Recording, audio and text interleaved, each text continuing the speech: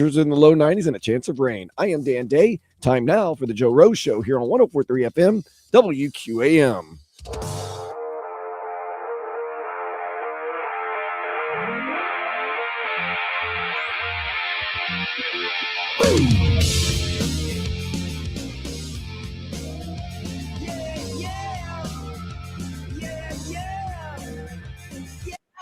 You smiling by my table, had a call up everyone that day. Beautiful mind and body, what a happy ending I see.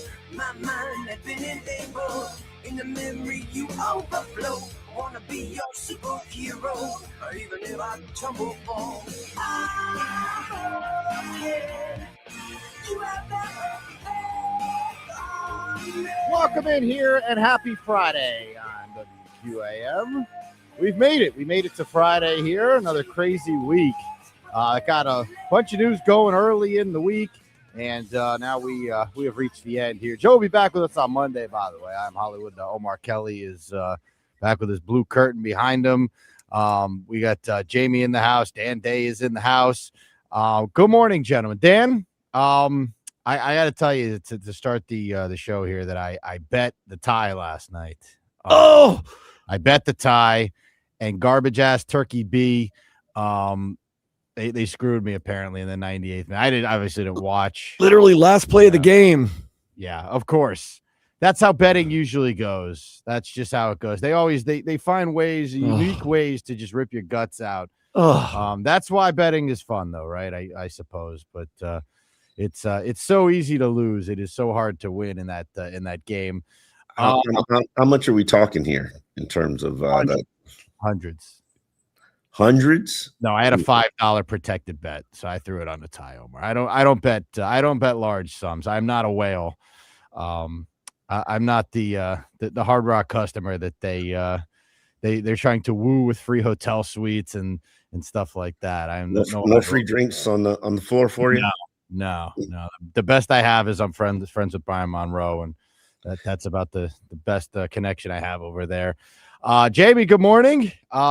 Jamie, the host of the Locked On Marlins podcast. How we doing over there? Doing good. Big series this weekend, heading to St. Louis. All right, what do we got here, man? Marlins a few games over. Yep. And do they have a chance to win this series here? Yeah, absolutely. I mean, the way they've been playing, they got a chance to beat any team right now. They head to St. Louis this weekend. Max Meyer gets the start tonight. He's been probably the Marlins' best pitcher so far this season, and he goes again tonight. All right. So I don't know what the best story was this week. This was a crazy week. So Monday we had Brady Tkachuk signing with the Panthers, or getting traded to the Panthers. I keep saying signing, getting traded to the Panthers. Tuesday we have Giannis getting traded to the Heat. And then the Marlins win their series. What was that, on Wednesday, if I'm not mistaken, right? They finished off their series on Wednesday with Texas.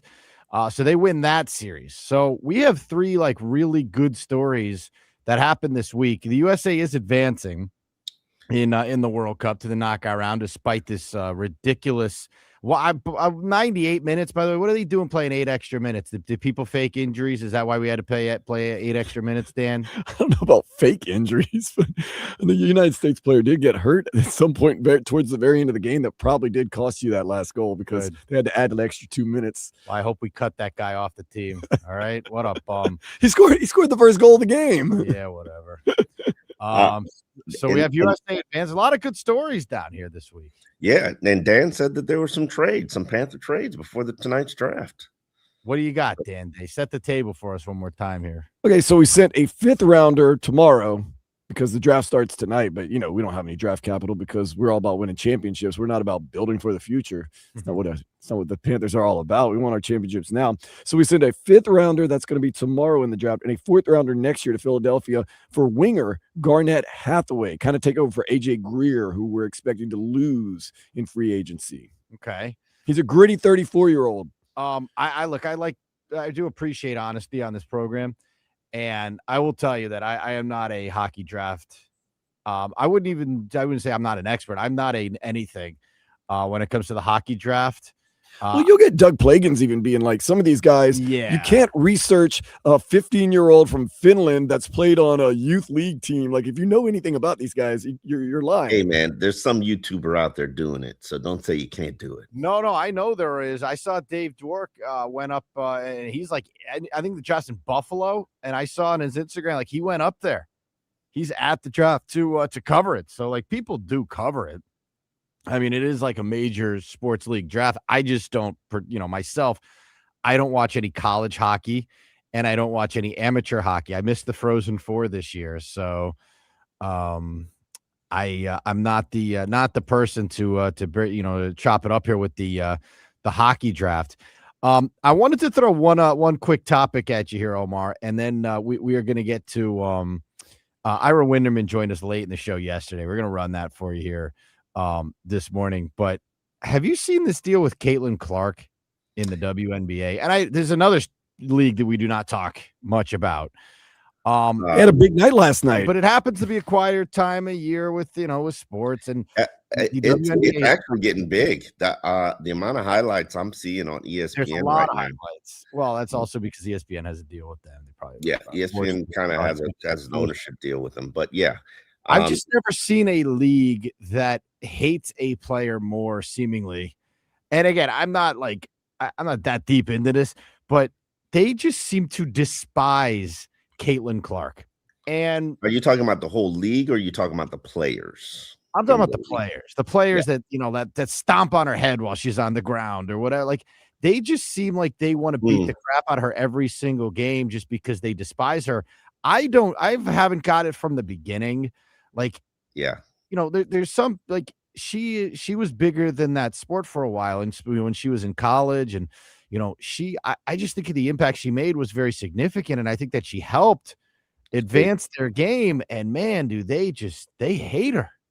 I think a lot of it has to do with I paid quite a bit of attention to what's going on. Yeah, and I think you're a good person to discuss this one, Omar, because I just I don't know if this is like a black-white thing, and I guess that it is to an extent, but it's an entitlement thing. It's an entitlement thing. It's has a little bit to do with her personality and her on-field demeanor. She kind of comes off as maybe what's an NBA player that cries about everything and really has a bad attitude. And kind of not doing foolish stuff, but she's got a reputation. She's kind of like Giannis, where you saw all the tantrums he was throwing on the court, and he do kind of immature things. But from a player standpoint, there are a lot of players that are better than her in the league. There's some I can't name them now, but there's a young lady who is absolutely lighting it up. But Caitlin Clark gets all the media attention. She supposedly gets all the sellouts because she's got a built-in fan base. And there's a lot of people in the league who don't respect people who carry themselves with entitlement. There was a poster that the WNBA put out about celebrating their 30th anniversary. Yeah, I know she wasn't on it. She wasn't on it, but the reason she wasn't on it was because her likeness and imaging is owned by somebody else, and then the WNBA would have to pay for them to use it. And so they use likeness and images of a lot of players who were free. And to be quite honest with you, when I looked at the picture, some of the players who were the cornerstones of the league, like Diana Taurasi, who probably is the greatest women's basketball player that's not named Cheryl Wood. I mean, Cheryl Swoop, and then Reggie Miller's sister. I don't know. I don't want to start ranking women's basketball players, Omar. You're doing people a disservice this morning, but they weren't part of. I'm trying to figure out like what, and I guess there is some of that entitlement, but is it?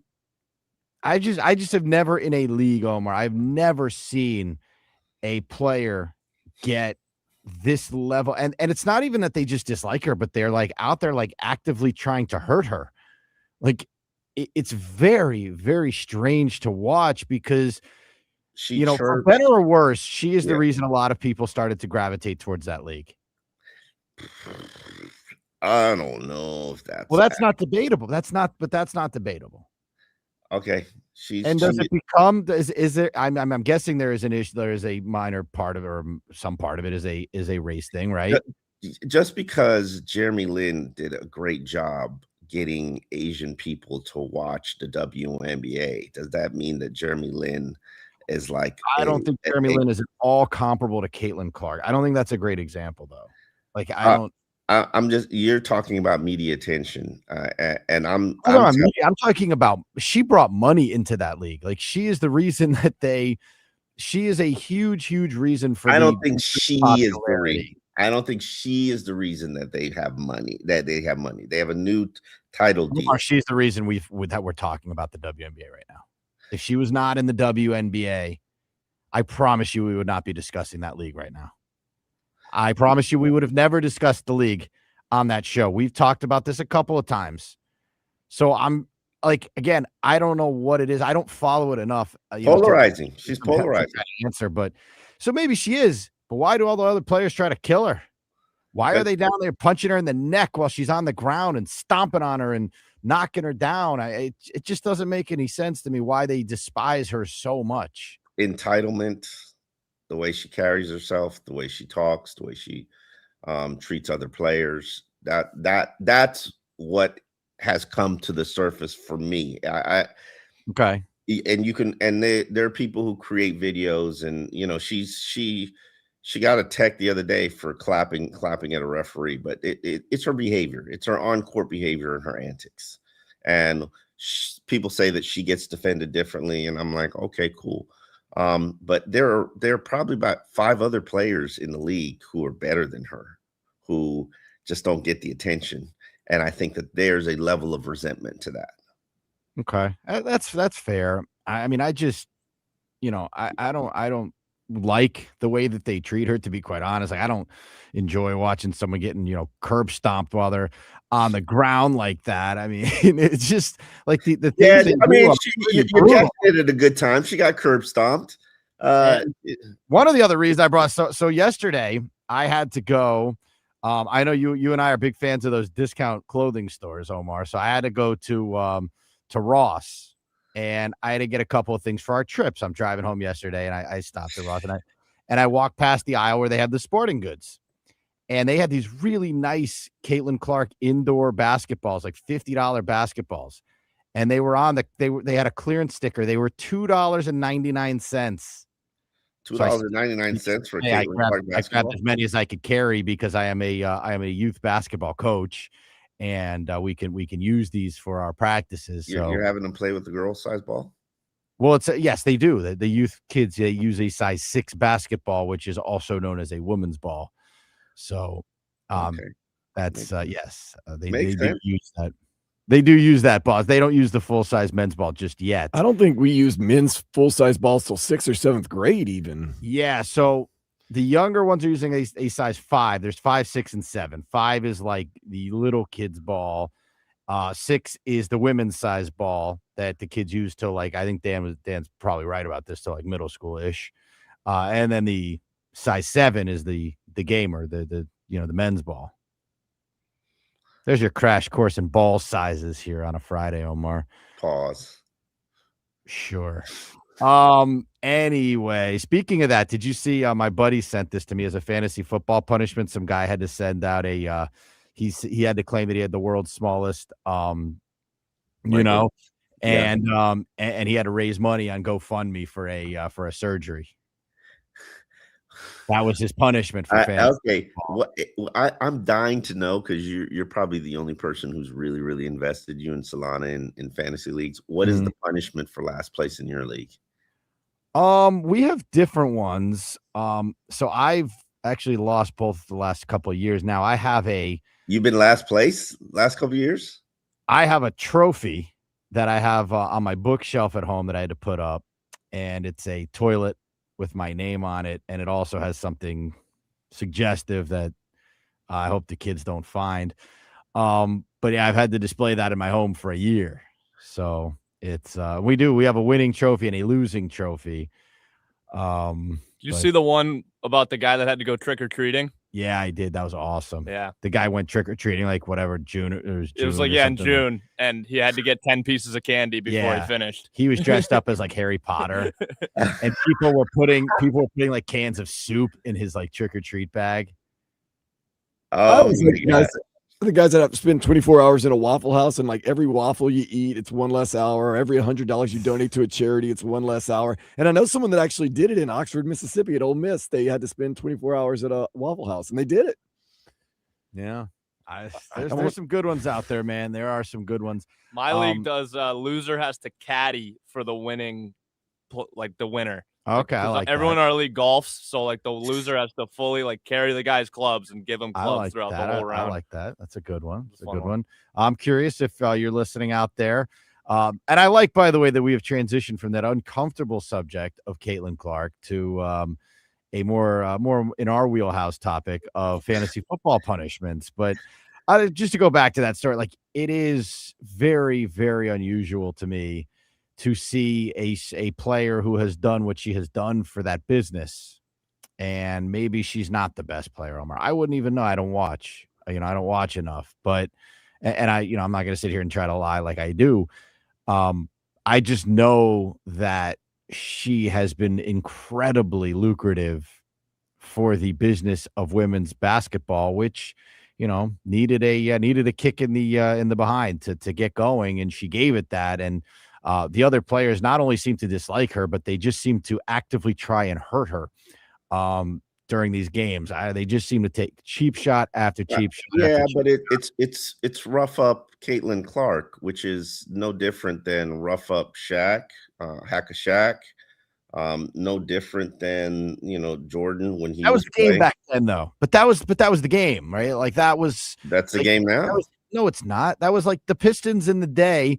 Like, yeah, they physically wanted to destroy Jordan, but you can't, like, that's not how the game is played anymore. No, it is. It is. Regular season. These are regular physical. The men's game, by the way. These are regular season games. I don't know if you know. No. I don't think those rules were designated for the postseason. Yes, these are regular season games. I, as somebody who covered the WNBA for a year, actually 2, will tell you that the women's game is physical. It's actually more physical than the men's game. I understand. Maybe it is, Omar, but so to rough up Caitlin Clark, screenshots at her all the time and intentionally trying to and they suspended the girl. They did suspend the girl that punched her in the neck or whatever while she was on the ground. You know what? It's what? That felt like I used my fist on your face to kind of get up from the ground. That's what I saw when I saw that video. Bad choice, bad decision, but yeah, I'm using my fist to push my arm up, and my fist just so happens to be on your face. Mm-hmm. A game suspension. I don't know. I watched it and I thought, yeah, that girl was trying to take a cheap shot and hurt her, but that's the way I looked at it. Yeah, I think that's the way the league looked at it as well, because they suspended the girl. And apparently Caitlin Clark has like 10 technical fouls already. They gave her a technical foul for clapping from the bench, and so she's getting suspended now. Because I think she reached like the Draymond Green limit of technical fouls. So I think once you hit a certain amount, I guess it's all the chirping she does. Anyway, man, she's a talker. If you pay attention, I have video. I follow people who on Twitter who basically summarize what's going on and give me my WNBA soap opera. And so it's not as cut and dry as you want it to think. You want to think I don't know that it is either. I'm not saying that it is. I'm just trying to. I just wanted to discuss it this morning because I really do, Omar. Of course, I I respect your opinion. And I just wanted to bring it up because it's all over the place. And I just have never seen a star get that kind of treatment. And at least, I don't know, of recent memory, right? I know that like the Pistons had the Jordan rules and all that stuff, but the games have gotten a little more friendly. I mean, people that even in the Iverson days, and I got an interesting story to tell you about Iverson and the PAM, the Perez Art Museum. Even in the Iverson days, they were more physical with him because they had to beat him up. And it's the same thing that applies to Caitlin Clark. They want to beat her up. She's frustrated by it. Well, sorry, sweetheart. These are the game plans and game strategy. Make you uncomfortable. And difference between making someone uncomfortable and just playing straight up dirty, though, isn't there? Pistons play dirty. Didn't No, but they? this isn't the 90s in the NBA, Omar. Oh, Like, in the that's what I'm trying in the to tell you. WNBA, I'm telling you, it's a more physical brand of basketball than NBA. Okay, and They it may very well be, but again, this is not the 90s in the NBA where you're just trying to, like, they did try to hurt Jordan. They truly did. Like, they tried to beat his ass. they tried to beat Shaq's, you know what? Yeah, but he couldn't because he was 8 times bigger than everyone else.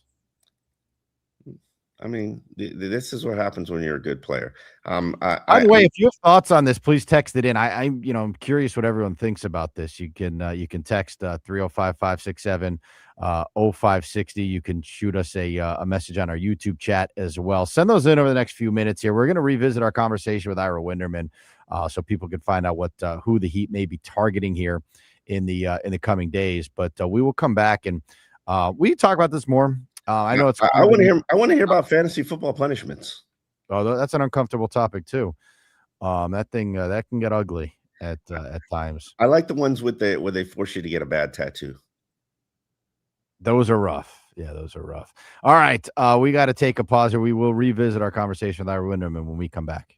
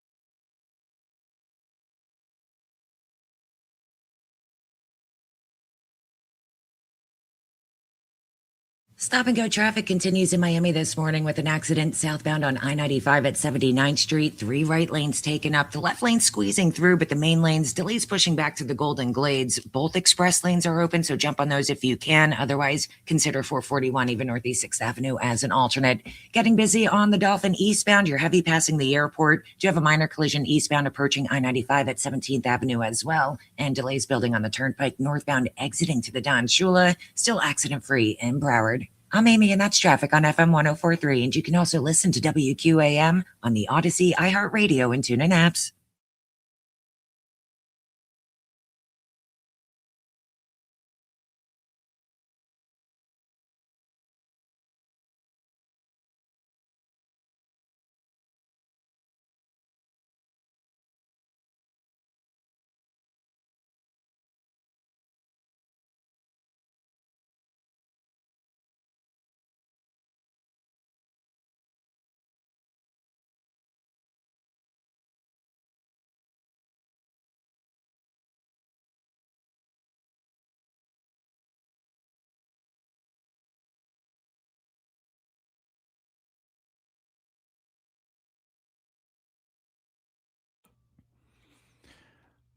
Welcome back in here on this Friday morning on QAM. Sun's starting to rise out there, Omar. Omar, it's funny, not funny. If you're having a long week or your week isn't going so well, you could be Detroit Lions cornerback Terrion Arnold, who is this is a wild story, man. What a wild story. Hey, man, so, it's funny, Omar, these things pop up and you're like, no way, right? Like you see, like, and then the details start, and the details are so crazy in this thing. From what I gathered, it's a complicated one. He orchestrated like a whole, almost like an OJ type, like I'm going to get my stuff back type of kidnapping, robbery deal here. And, I think there seems to be a lot of evidence that points to him as being the guy who kind of like drew up the playbook for this one. Needless to say, he's in a little bit of trouble here. Wasn't he denied bond? He was, yes, because the judge. I actually watched the thing with the judge, and the judge said these crimes were of a, I think he said of a violent nature, which they were. It's just crazy, man. Crazy some of the stuff that we see. And this they're gonna be down a cornerback, I guess, Omar's long story short here over in Detroit. But this is a very strange story here. I don't know if you were able to see the details, Omar. I was not able to see the details. I just assumed it was a regular NFL player arrest. I did not know. Did not do the research on the level of crime that he did. But when I discovered that he was denied bond, I realized it had to be pretty serious. Yeah.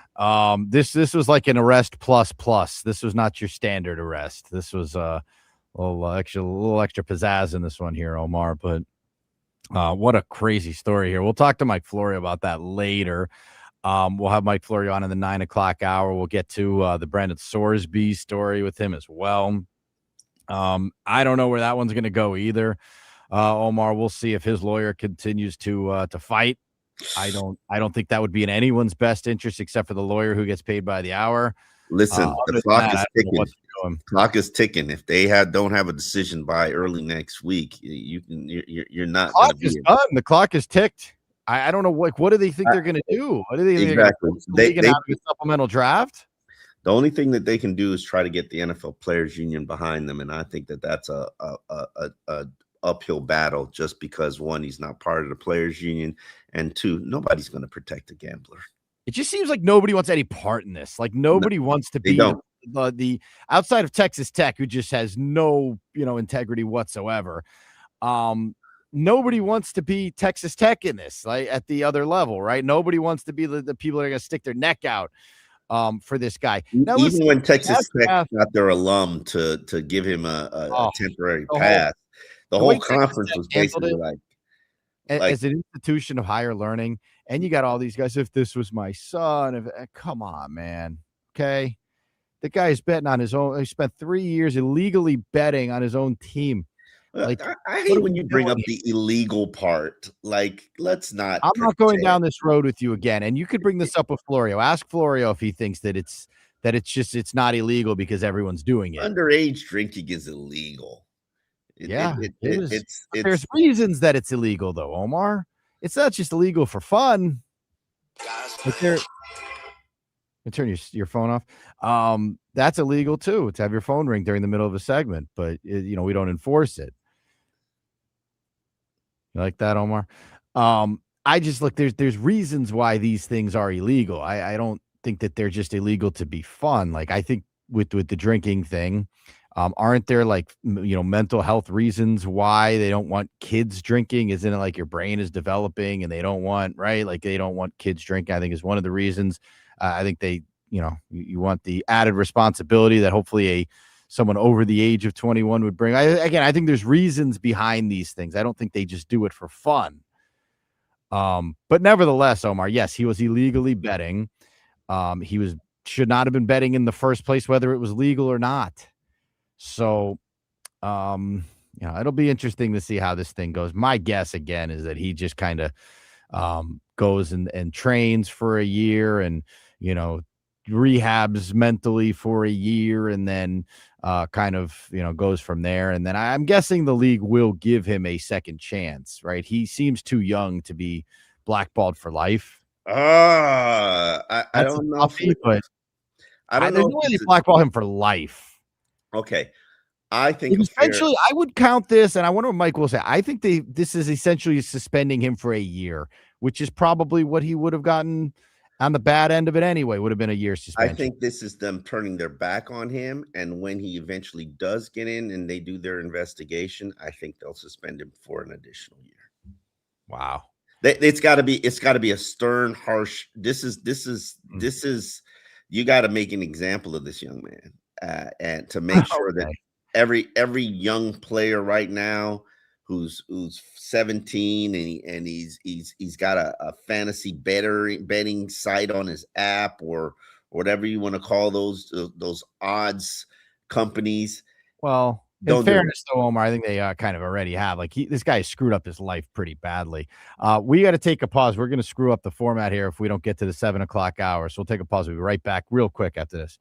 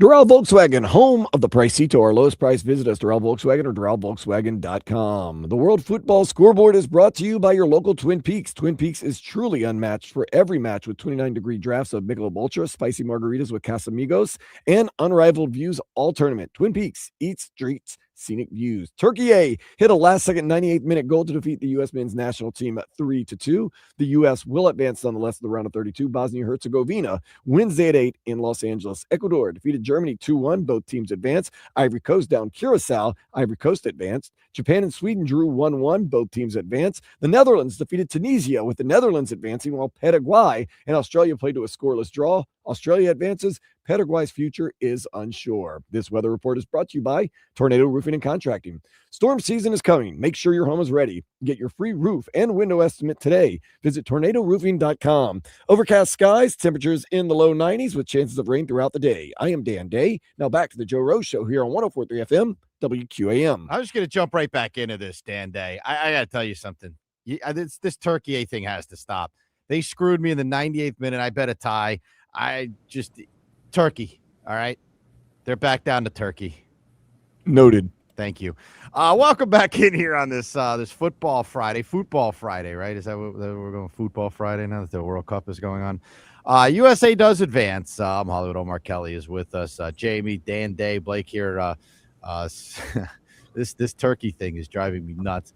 By the way, that's what I deserve for betting a tie. I said the other day, who could bet a tie? How could you do that? Now, I didn't watch the game. I just was sent a freebie bet, and I went with the tie because I, just didn't know. Probably should have taken the Turkeys at the outright, the winner there, but they were big underdogs, weren't they, in that one? No, I think they were favored by a small amount. Oh, they were, because okay. the USA didn't play any starters, including their goalkeeper. Okay. Well, the USA is advancing, so at least my big bet is still in play for them to win it all. I will tell you guys, by the way, I spoke to some of our promotions people, and I think we have the wheels churning here on this 999 challenge. We'd have to figure out some logistics here as far as like how we're going to transport, us to and from, so that nobody gets in trouble.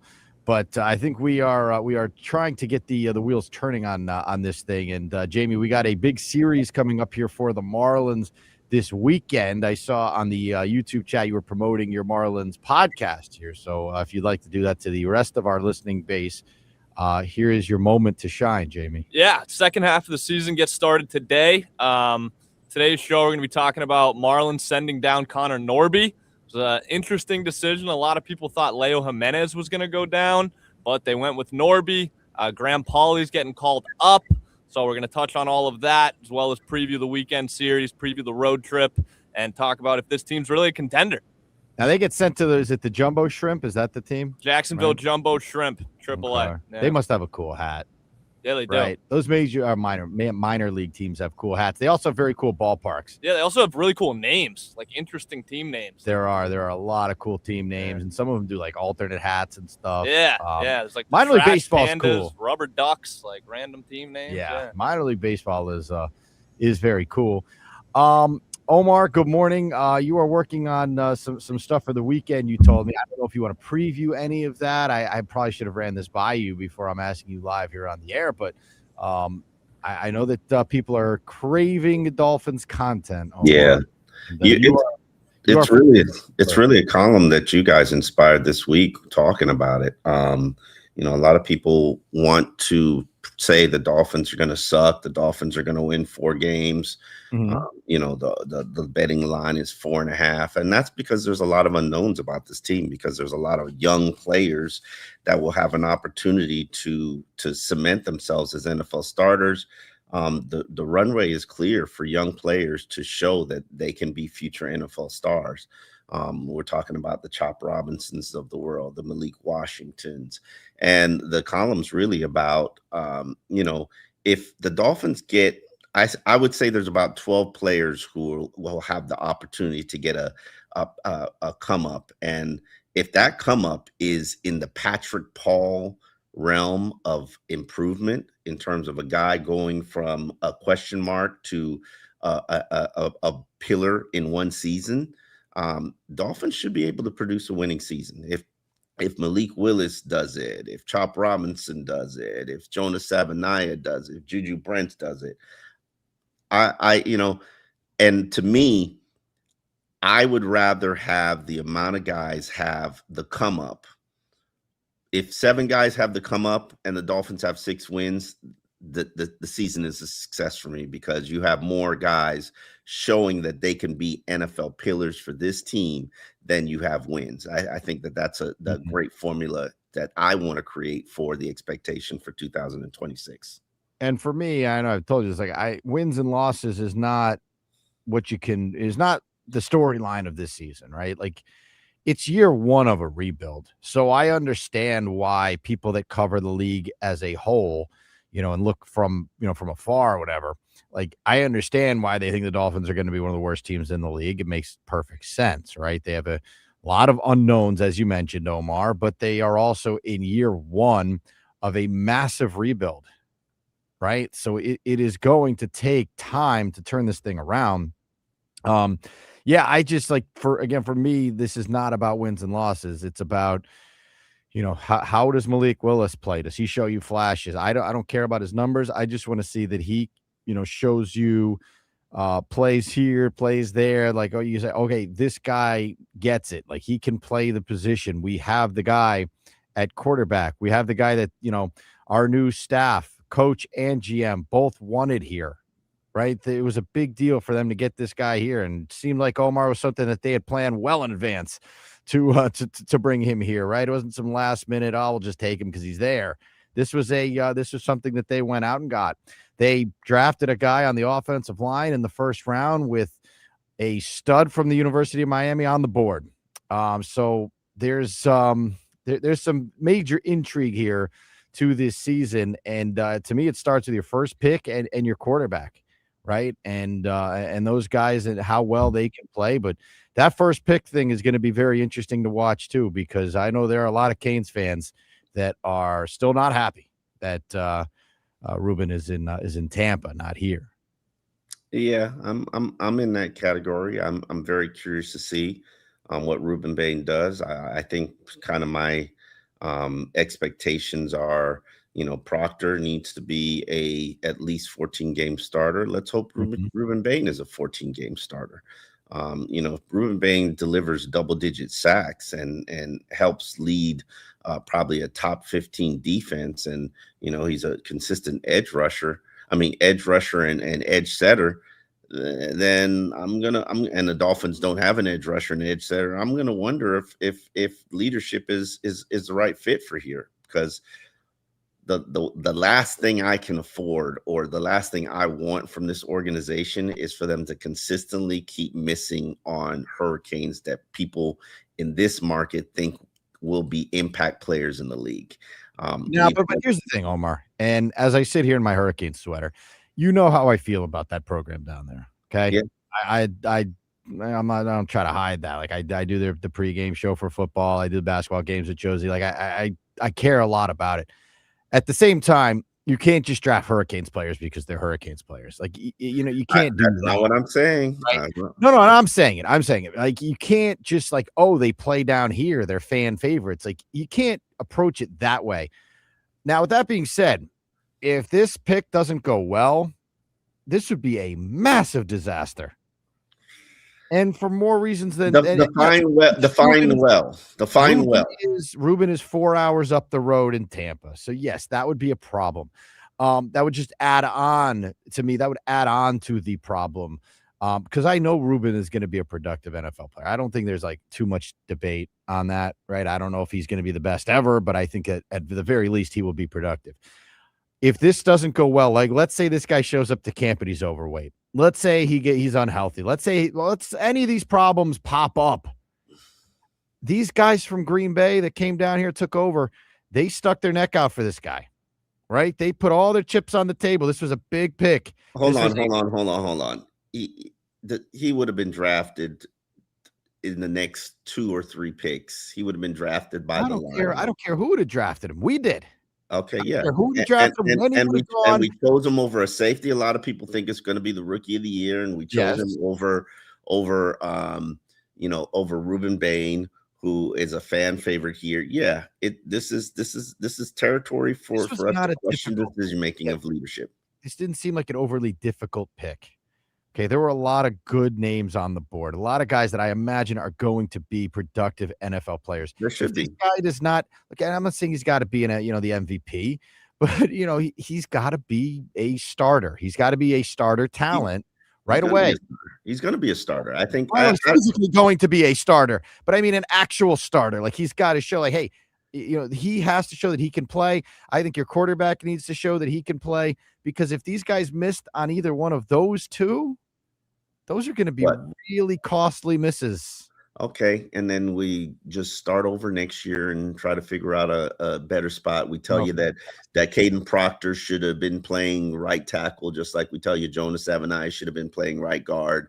And I then feel like Joe, and I'm sitting in Joe's chair here this morning, but Omar, we're all running out of years. Okay, to just redo. Okay, we can't just keep you got about 25 do-overs. You got about 25 left in you, 30. Well, we'll see, man. We'll see. I just ate we had empanadas sitting out overnight that Dan Day swore by. I ate one of those this morning. So I just took at least a year off my life. We'll see at about 9:00 how that thing attacks you. If I'm not here, it's because I ate an empanada that sat out overnight in our building. But Omar, look, again, we are running out of time, man. We can't just keep. I'm being serious. We can't just keep saying we're going to do it over next year if we miss. How quickly did you expect the rebuild to? How quickly did you expect to get to 12 wins in this rebuild? Give me a timetable. I would say 3 years. Okay, Realistically, I think you can be patient for 3 years, and yeah, but missing on your top pick is not going to help the process.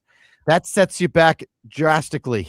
Okay, Omar. and if they miss on their top pick, I have the same argument with Joe all the time. I don't care about the top pick. If they have four players I from don't this go draft down that class, road with you. That is so insane to say that. Like, I jump out of my seat every time I hear you say it to Joe. We got to take a pause here before everyone gets riled up here on this beautiful football Friday. You have to hit on your top picks. You don't. That's how winning franchises. That's how they get over the hump, by blowing top 10 picks. We're gonna take a pause. We'll be back on QAM after this.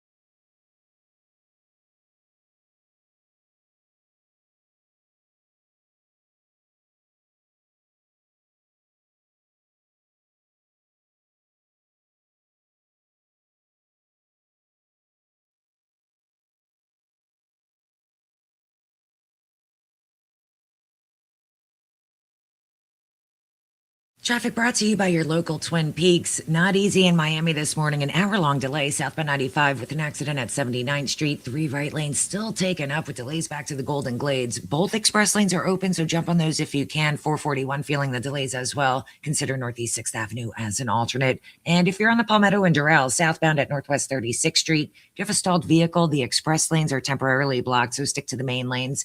Twin Peaks is unmatched for every match with 29-degree drafts for Michelob Ultra, handcrafted Casamigos margaritas, a scratch-made menu, and screens that put you in the front row every game. It's all going down at the Lodge. Twin Peaks. Eats, drinks, scenic views. I'm Amy, and that's traffic on FM 104.3. And you can also listen to WQAM on the Odyssey, iHeartRadio, and TuneIn apps.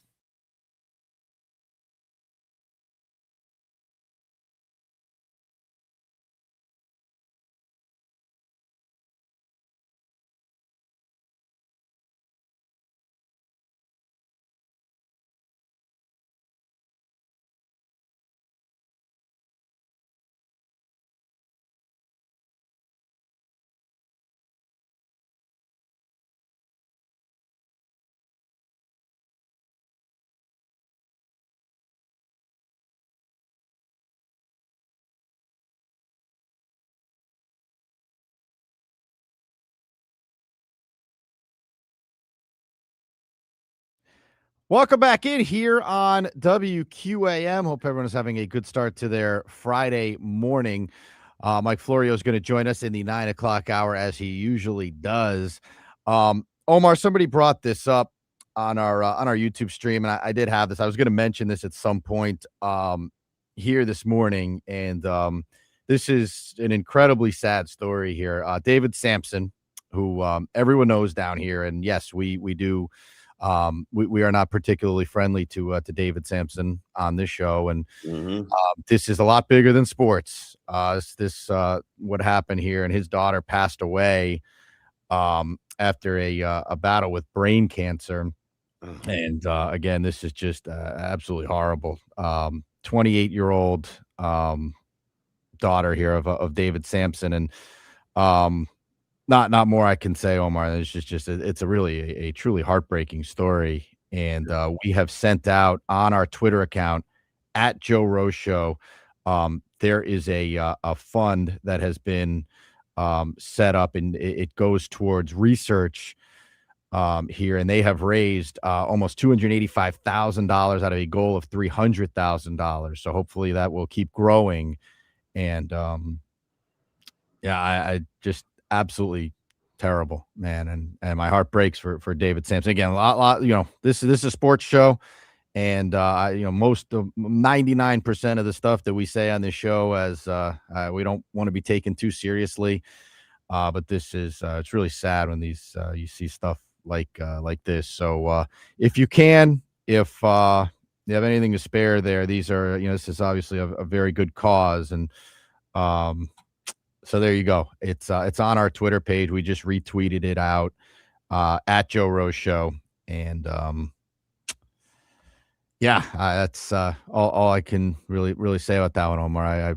I the whole Sampson family. It's just terrible. Yeah, really. Condolences to the Sampson family and to those who I'm pretty sure everybody who's had a battle with somebody with cancer can relate to this. And cancer is a horrible thing, and hopefully we can put together some funds that can help create a treatment. I think they've made tons of advances towards cancer or finding a cure for cancer in recent years, and hopefully we can continue to push forward with medical research and things that are being experimented with right now.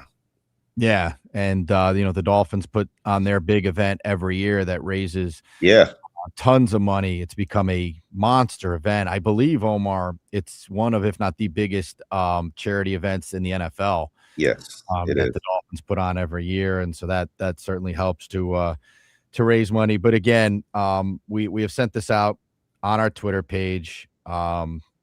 It's terribly sad. Seems like a lovely young lady here, and you hate to see this stuff. So again, yes, condolences to David Sampson and his family. A lot bigger than our little sports gripes that we have on the show. Puts things in perspective a little bit. Certainly. Yeah, that's on our Twitter page right now at Joe Rowe Show. You can, if you can, you can certainly go on there and donate. All right, Omar. We'll get back to our sports nonsense when we continue on here. We're gonna take a quick pause, get all caught up. Again, Mike Florio is going to join us in the 9 o'clock hour, we will we'll continue on. Omar, we got a lot more stuff to get to here on the show. So we'll be back right after this.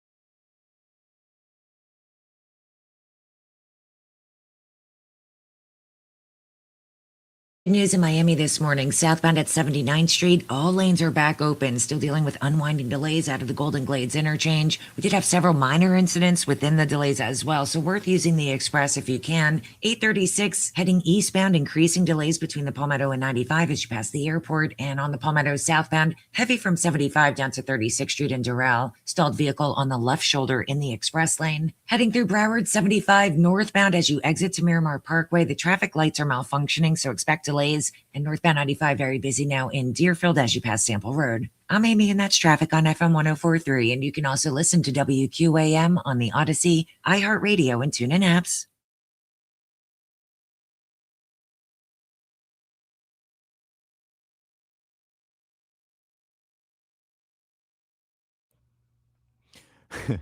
Welcome back in here on QAM. No, we don't have Omar on to just make people angry. I'm Hollywood. Omar Kelly is with us. What I do today? Your first round draft pick take is so just like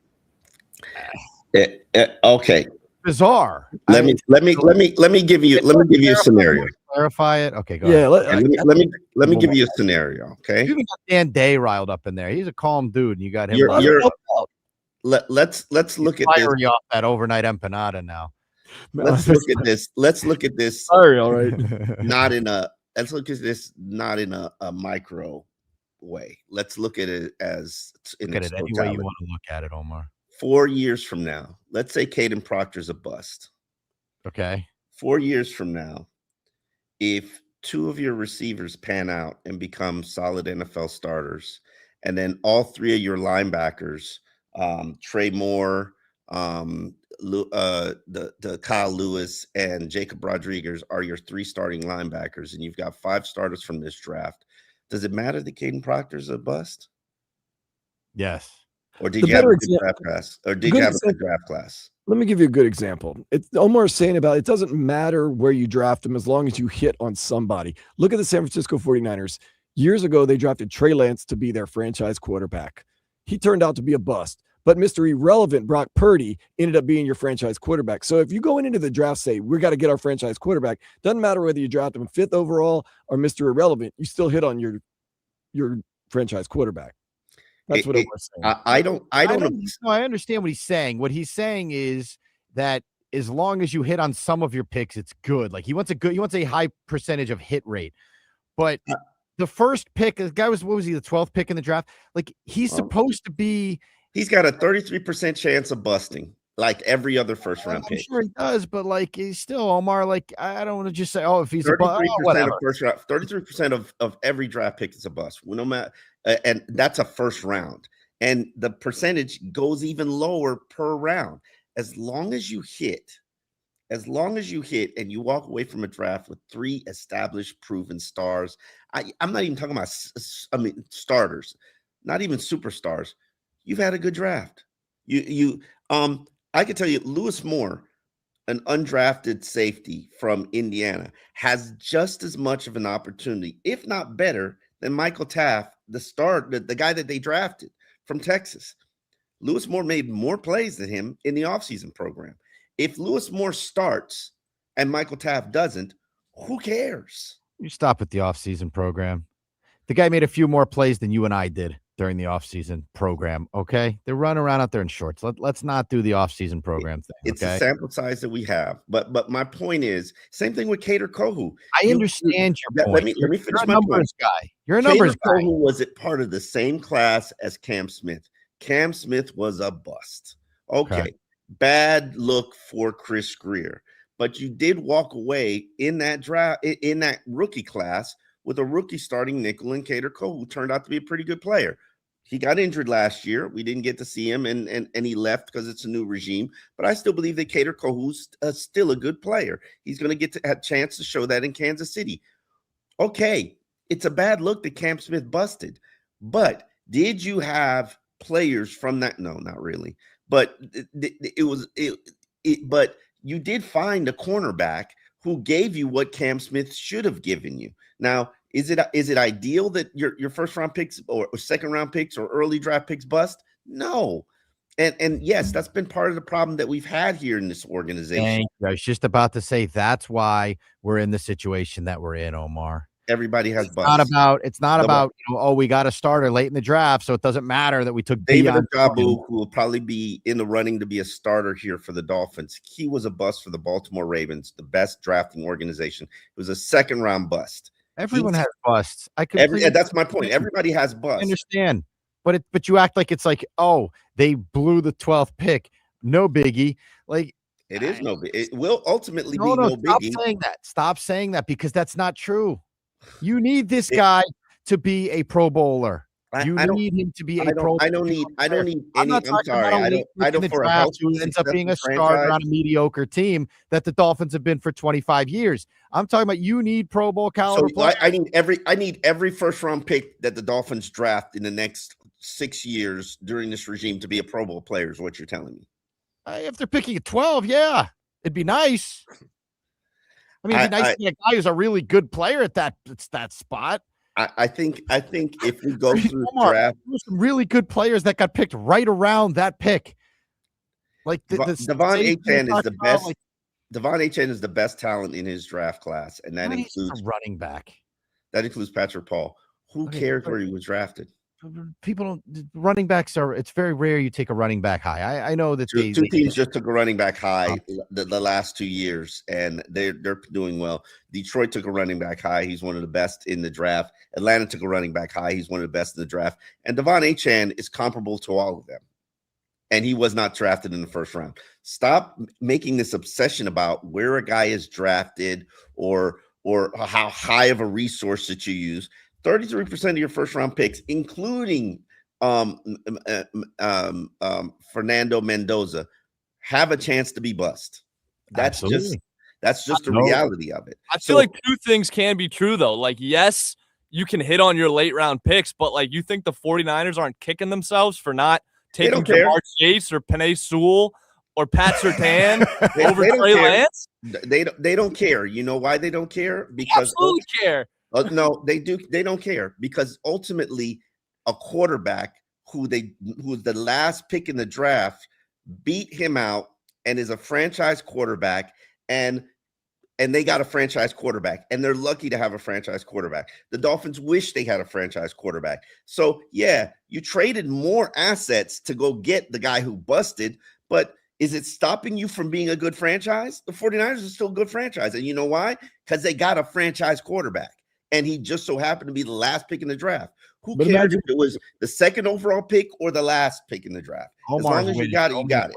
Right now, he's baiting us in. And Omar has paid bashers on here on this YouTube stream. You've agitated me. You've like hit the hornet's nest. I think Joe has always hit. I think this is a paid supporter that you have on here, Omar. I think that you are cutting this guy a check to tell you these things that you I don't even care about what he's got to say. There were years on this team. Like the 49ers don't care that they blew that pick with all those great players that are out there. Why are they thinking about it now? Oh my goodness. I just like why would they be thinking about it now? I don't know. I just happen to think it's a big deal that you hit on your number 12 pick. Like to me, that's a pick. Are they one of the 8 teams that are consistently competing for the Super Bowl the last couple of years with Brock Purdy? 49ers? Yes. I think the 49ers could badly use a weapon like the names we just rattled off there. Okay. Yeah. And they lucked ass backwards into a quarterback. So, that kind of was a lucky break there. And I don't even think Brock Purdy's that good. And they lost multiple years of draft capital by trading up. That's true. And has it stopped them from being a good team? Has it stopped them from being a good team? The Rams, they've consistently traded away their draft picks. Has it stopped them from being a good team? Well, that's a different story. They got Myles Garrett for those first round picks. Oh, okay. And the Dolphins did that with Tyreek Hill and Jalen Ramsey and whatnot. It's not about what you do with it. It's about the talent that you have, player development. If you have player development, I don't care where you draft the player. If they're going to consistently get better under your coaching staff, that's where the focus needs to be, not how high you draft the guy. I don't want a top 5 pick. I don't want the Dolphins to suck to have a top 5 pick. You know why? Because the pick doesn't matter. The pick doesn't matter. If you're not good at talent evaluation and you're not good at player development, the pick doesn't matter anyway. So mathematically and theoretically, we should trade back every single draft. Yeah, the good teams do. You realize you're gonna kill Joe, right? At some point with this stuff. Like, I can handle your antics. There were You're gonna years kill on this Joe. team where 2 undrafted players were the best players on the Dolphins team in That's Cam not Wake good, though, and but that's and not good. and The Dolphins are and not a good Frank Reich. team. The Dolphins are bad. The Dolphins Uh, are mediocre at best. They've been for 25 years. They've been So maybe they mediocre should at best try to for start 25 years because they don't have a franchise quarterback and because they are insistent that quarterbacks never have to compete here. They've drafted the wrong quarterback twice. They've drafted whatever. They've drafted Drafted the Ryan wrong. Tannehill and Tua. They Okay, drafted the wrong that's quarterback talent. That's talent twice. evaluation and talent development. That's not the draft pick. That's not where these quarterbacks were drafted. Hell, we could have Justin Herbert. One pick after Tua. That's 10 times the player he We is. could have Justin Herbert, and he could have panned out just like Tua did with bad player development and the bad weaponry around. It's not about where they're taken. It's about what you do with them when they're here and who develops and who doesn't. Justin Herbert hasn't even panned out and developed into the stud that a lot of people think he is. People are still living off potential. He still hasn't even won a playoff game. Him and Tua have the exact same amount of playoff wins, but he's such a stud. He's such a stud. Okay, let's see how he develops. Let's see how Chris Greer should have hired you to be his number 2, and you guys could have taken the mentality that the first round pick doesn't matter. We got to get to the 8:00 hour. We're going to take a pause. We'll try to calm down here. Very riled up here with Omar and his first round pick take here on QAM.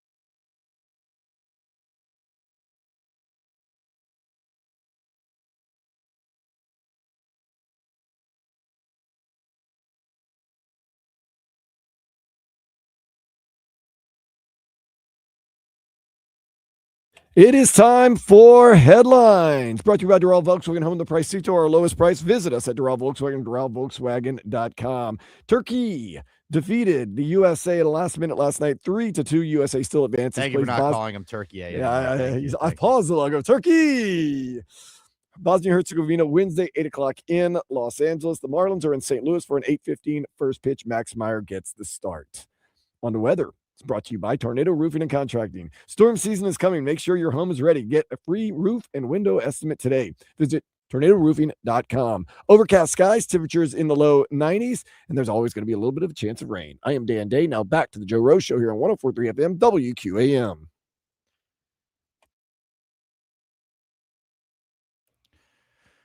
Oh, welcome back in here on a Football Friday on QAM. And we have some legal issues to sort out here this morning. And so we are bringing in our friend, our legal analyst, David Weinstein. He is a criminal defense attorney for Jones Walker. David, thank you for the time as always. And I'm glad you were able to jump on with us here. We've been talking a lot about some of these stories. How you doing? I'm doing all right. It's Friday. It's South Florida. It's great to be here. Yeah, and you could be Terrion Arnold right now, who is in a little bit of a pickle. David, this story is bizarre. I guess to summarize, the best way to summarize this story is someone took something from him, and he wanted it back, and did not do it in a very lawful way. I guess would be the way to summarize this, perhaps. Yeah, that's the down and dirty of it. I mean, he decided he'd engage in self-help and went a little bit beyond just you took something, give it back. Enlisted some friends of his, got some guns, held some people hostage, and now he's going to have to pay the price for it. Now, if you do something like this, there's the only way to get your stuff back, I guess, like legally, is to just like file a police report and hope the police can handle it. Like, you're not supposed to be Batman and take matters into your own hands, right? That's correct. That'd be the advice you would give to people out there. Like, don't go after your own stuff. We've seen this, by the way. This is not the first time this has happened, David. No, I mean, look, OJ tried to do the same thing in Vegas when somebody took some of his memorabilia, and we all know how that ended for him. He ended up in jail doing some time. Yeah, absolutely. How does this story end here then, David? I mean, I assume there seems like there's a mountain of evidence against this guy. Like, would you advise him to take whatever deal they offer him? Well, I'd have to look at exactly what the evidence was that they're going to pile up against him. Look, the police have reported that there are videos that were recorded that he was in, that they have him directing these other people to take these people and to hold them hostage. Two of them have already pled guilty. They're agreeing to cooperate against him. Things do not look good for him. And because it's an armed robbery and armed kidnapping charge, there's no bond. So he's going to have to sit in jail while his lawyers sort it out. In terms of him cutting a deal for this, the amount of time he's facing may leave him no option other than to just go to trial and see what a jury decides happened here. Yeah. How often is it that you're denied bond for armed robbery? And Quite I guess kidnapping on top of that. Quite often. Those are several crimes where it's an offense that's punishable by a lot of time, considered a capital felony, and these people are looking at no bond. And, given the circumstances that occurred here, the amount of wealth that he has, he's both a risk of flight and a danger to the community. And I would not be surprised if a judge upholds this no bond. He'll get a second crack at it. He'll have another hearing where the government's going to have to prove exactly what their evidence is. But for now, he's not going anywhere. David, the thing I can't get over, like, why would somebody in the position of this guy, like he's an NFL player, he's successful, he's got money. Why would you put yourself in this situation where, I mean, he must have known that this was going to be the end result, right? I mean, I know, I guess you want his stuff back, but like, why would somebody do something like this? Well, because you don't think you're going to get caught. You figure that these people were criminals who took your stuff from you, and that they're not going to go run and tell anybody what happened. Mm-hmm. And that's the way that in the past, when something like this had happened before you were an NFL star, this is the way you got your stuff back. Man, it's a crazy story. So, what's the future here? I guess they said I was watching the clips and reading some of the stuff you sent me, but I guess they're going to do another hearing to see if he can get a bond, which I assume they won't give him, right? So, is this eventually you think going to go to trial because you said the deal won't be particularly enticing? Well, that's one of his options. I mean, let's see if they put an offer on the table that lets him out of jail, in some time, that's not like, 30 years from now. And if his lawyers look at the evidence against him and say, well, we're going to take the deal and not go to trial, so at least he has a chance of getting out of jail. And if that's not the case, a lot of times when people are faced with an unreasonable offer and their alternative is, they want me to take a 50-year plea, I might as well just go to trial and see if a jury will maybe find that I didn't direct what was going on here, that these people acted and weren't following my orders to do it. And so that may be one of his options. Yeah, that's a sad story there, man. David, I want to get to one more with you here. This Brendan Sorsby thing. I don't know if it's reached a conclusion or if it's just beginning. His lawyer seems to like to talk.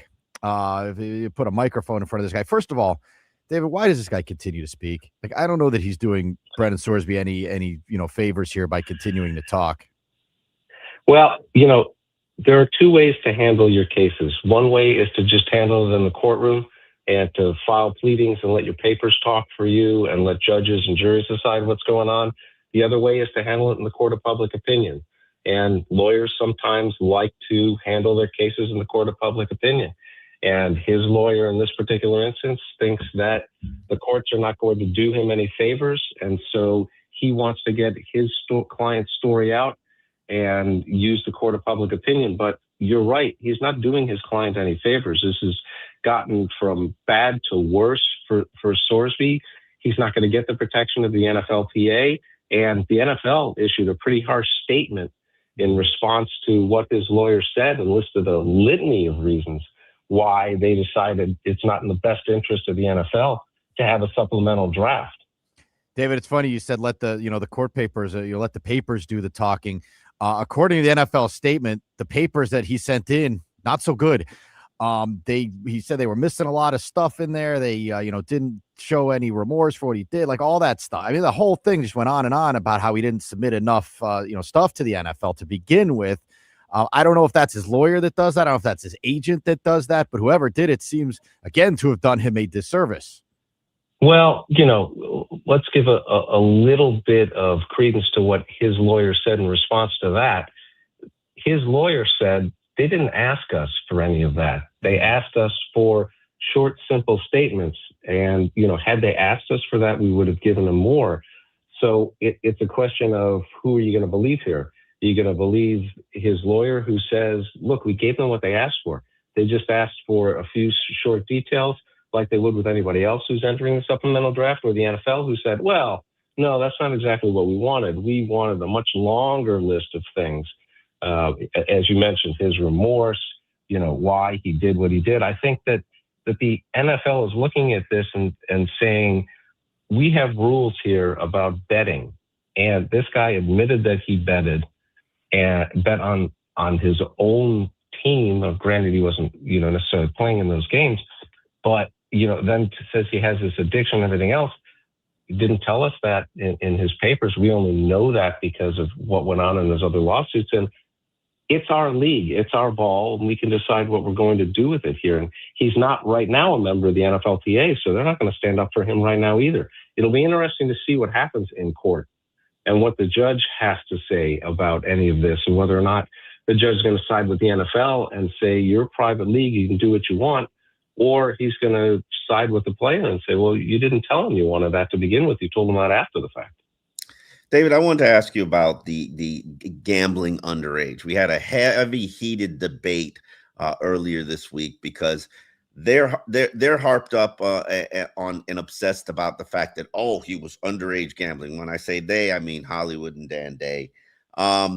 I am of Omar the doesn't opinion, think it's a crime because everyone's doing it, is essentially. I am of the opinion that underage gambling is basically the equivalent of underage drinking. Also illegal.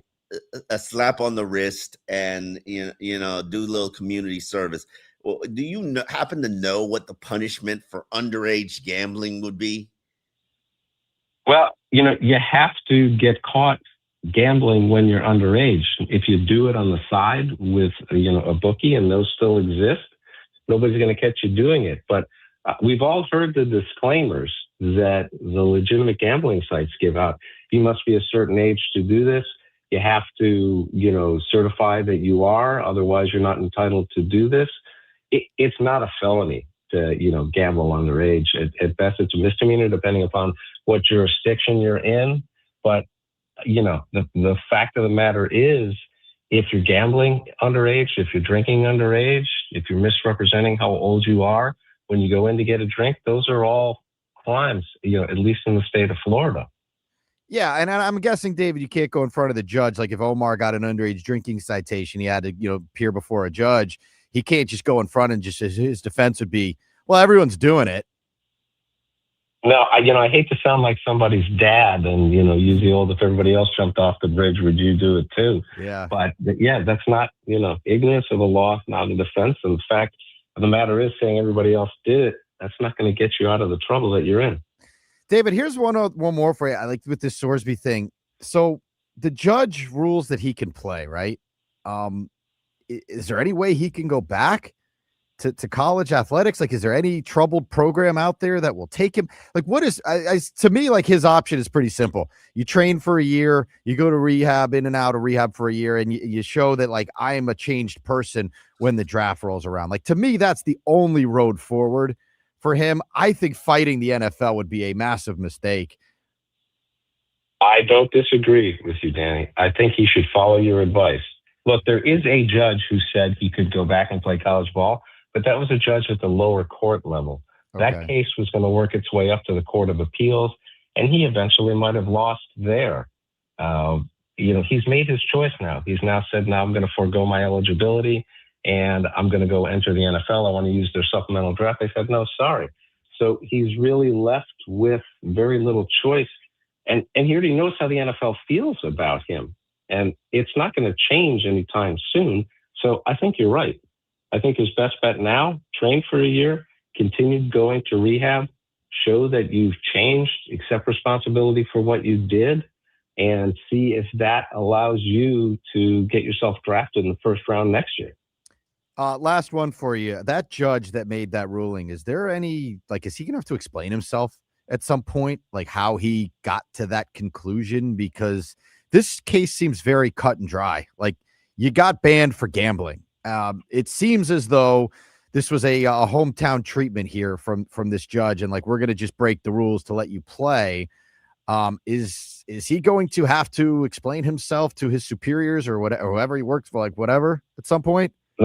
Not anymore. Not unless somebody tries to, revitalize the case and take the appeal up the ladder of the Court of Appeals. He issued an order. He gave the reasoning in his order. And if you don't like a judge's reasoning, you take an appeal. He's not going to have to explain to anybody else anymore why he did what he did. Wow. Pretty crazy out there. David, thank you so much for the time. It is great to talk to you. And then any more problems go down, we will definitely call you. All right. Always a pleasure, Danny. Always glad to help explain things. Take care. You and Omar have a great weekend. You too. David Weinstein, Jones Walker is a criminal defense attorney. Always great stuff with David. And man, those are two crazy stories, Omar. But none crazier than your take about if everyone's doing it, it's okay. I didn't say if everybody's doing it, it's okay. I said it's common practice for people either betting by proxy or people betting underage. It's common practice in today's society. I think a large portion of athletes, maybe even some professional athletes, are doing it. And it's a slippery slope. And I think that Brandon Sorsby is going to be made an example of, just so that we can kind of curb or show the penalties. I think he's going to get the Pete Rose treatment. You think he won't play? You think he's going to be banned for life? I think he's probably going to face at least a year suspension from the NFL when they finally even do investigate it. It's not like, oh, he committed these crimes in college. That was in his past. No, But the wouldn't NFL needs. wouldn't they though give him a year served though? Like he is taking this year off. You think an additional year? Yeah, this is probably. I mean, and I hate to say it, but you could do a lot of things illegally in the NFL. We've seen people kill men and play in the NFL. You know, I'm not even going to get into the domestic stuff. The one thing you cannot do in the NFL is get caught gambling on anything. It's kind of messed up, by the way. That there is a no tolerance policy for that. So probably should be a no tolerance policy for the other stuff, but yeah, that's a conversation for another day, I suppose. Yeah, man, the NFL tends to make up a lot of stuff as they go. And there's definitely a chance. You said this earlier, make an example out of him. There's definitely a chance the NFL makes an example out of this guy and just completely blackballs them and, you know, maybe whispers to the teams, Omar, do not take this guy. Oh, yeah, they do those whispers all the time. The NFL's major collusion league. I believe there was a player that got suspended for last season for gambling. I'm gonna look it up in the break. But didn't Ridley got suspended for, I want to say, a year, right? Who was it? Calvin Ridley. But he wasn't betting on his. I don't know if any of the NFL players are betting on their own teams. I think it doesn't matter what you're betting on. You cannot bet. I know. But betting on your own team is a little bit more egregious. It doesn't matter to the NFL game or something, but it doesn't matter to the NFL. Players cannot bet on anything. So, and even though betting is becoming so major part of our culture and society, if an NFL player does bet, he better be betting by proxy, because if the league catches you betting, you're done. I don't know if that's great advice, but it is. By the way that it is intertwined into broadcasts of games now. Yeah. They rejoin. ESPN is showing live line, on the ESPN bet app. Here's the live line of the game, and here's the live prop bets. And hey, LeBron, people who are playing the games are advertising for betting sites. So this is Giannis is a partnership with one of those. It doesn't. I'm talking about active players. LeBron is an active player who. Giannis is an active player as well. Giannis is part of a. I thought you said. Yeah, he's a part of one of the prediction market sites. I think he owns a portion. He's like a big investor. Yeah, you can't stop them from making money from a business standpoint. But I wonder if you bet on him to join the Heat. All inside trading. I think the NBA might have a problem with that. Yeah, you think? All right, we got to take a pause. We're not trying to get Giannis suspended for life before he even plays a game. It's funny you say that, because I know that there are some people who have taken advantage of knowing, like, there are agencies and agents who can be able to tell you, like, the top 15 draft picks each draft. And there are betting sites that do these things. Yes. Man, if they're in a need for some money, they probably hooked up their friend.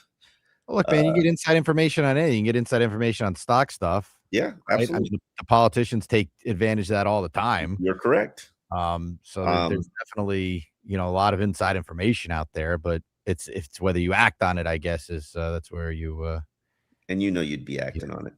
Yeah. You got it, Mr. Michael. We are going to take a pause here. We have to get caught up here. Mike Florio is going to join us in the 9 o'clock hour with some of those same topics with Mike. He has been big on this Sorsby story from the beginning, so we'll get his analysis on that one as well. And Omar, you got people really riled up on the text. Everyone's siding with you, by the way, on the YouTube chat. So I do like that. I like that some people have actually sided with you. Usually everyone is against you, and you're like the first round pick doesn't matter take, and Herbert's done nothing take, and I do appreciate that people are siding with you here. We'll be back after this on QAM.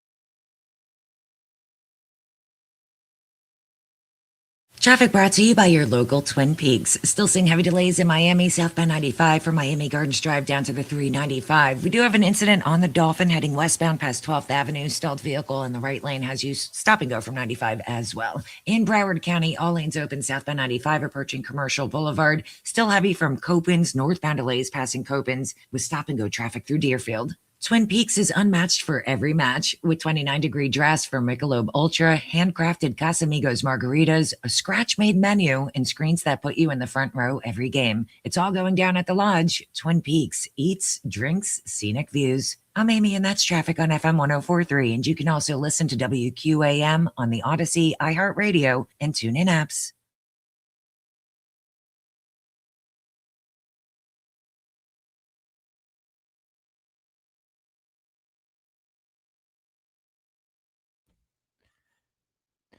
Welcome back in here on this Friday morning on WQAM. Hollywood, Omar Kelly, Dan Day, Jamie is here. We have the full house here again this morning. Omar, we're going to try to find a way for everyone to get along here in the final 90 minutes of the show. Why? No more fighting about first round picks being busts and it not mattering. No more. We got it going early with. I didn't realize that so many people felt so strongly about this Caitlin Clark deal one way or another. I just kind of brought it up because I thought it was kind of a bizarre story, the way that seems like they just continue to go after her. But nonetheless, people also having opinions on that story as well. We had the World Cup late last night. I'm guessing Dan Day stayed up and watched this thing. I had the USA to tie. I did not stay up and watch it. I bet them to tie because I had a free $5 bet. And Dan, you said it was in the 98th minute that we got screwed on that one. Dan's in there talking to Steph, so he's ignoring me at the moment. But Omar, back to football, actual football, not soccer. What do you have on the docket here? I know you've been working on some stuff here for the Miami Herald. Why don't you let us know what is coming up? It's something I've talked about. Fantastic as well. One guy mute, one guy not paying attention to me here. You're still on mute. I'm not. I shouldn't be on mute. We lost Omar. No one in the other room has any idea where we are. Guys, can we see if we can get Omar back on the air? We good? Testing. Okay, testing. There we go. Listen. Thanks, Jeff. Appreciate it. Go ahead. Boy, are you grumpy this morning? Are you okay? Just go, please. It's like, do we need to make a brisket together? Like, we are going to make a brisket together eventually. But I do have a chef friend who has offered to make a brisket and bring it to us. I don't know. No. I don't want him to make it and bring it to us. I want him to come over and like assist in the process. Show you how to make the brisket. Would he be? I mean, but that's like an all day thing, though. I know. Would he be available for hire to come over and give us a private lesson in cooking? I mean, is cooking brisket really this important to you? I mean, do you know if your wife and kids even like brisket?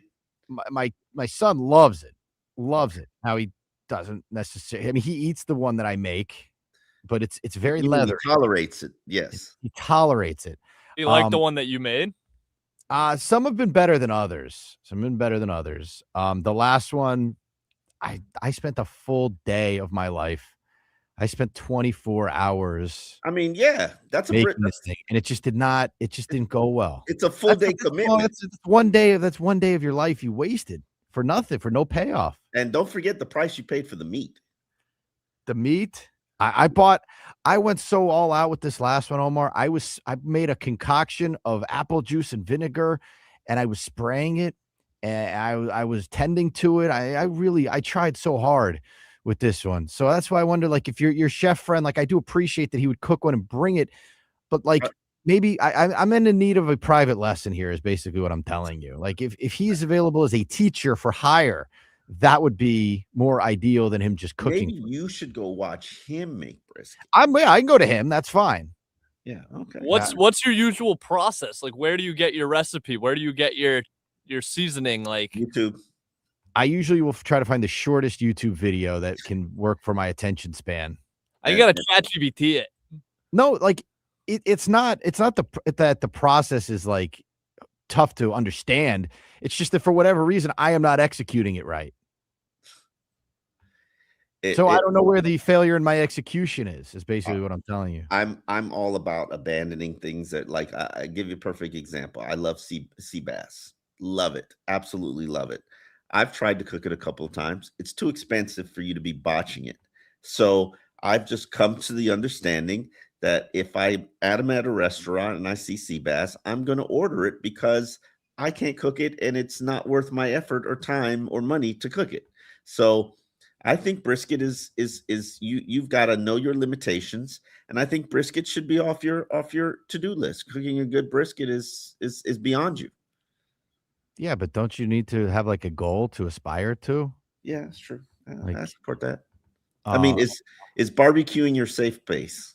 Is that like the happy place you go to in your house? Not particularly, no. I mean, because it hasn't gone all that well most of the times. Yeah. Now it's very easy to cook, the fishes of the world, or like a burger or whatever, a dog. Like that stuff is very easy.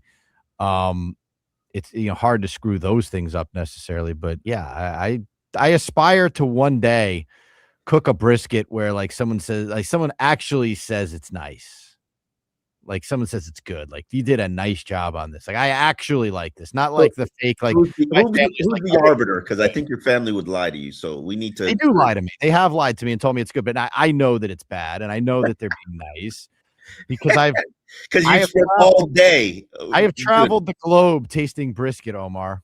Yeah, I like to consider myself a connoisseur.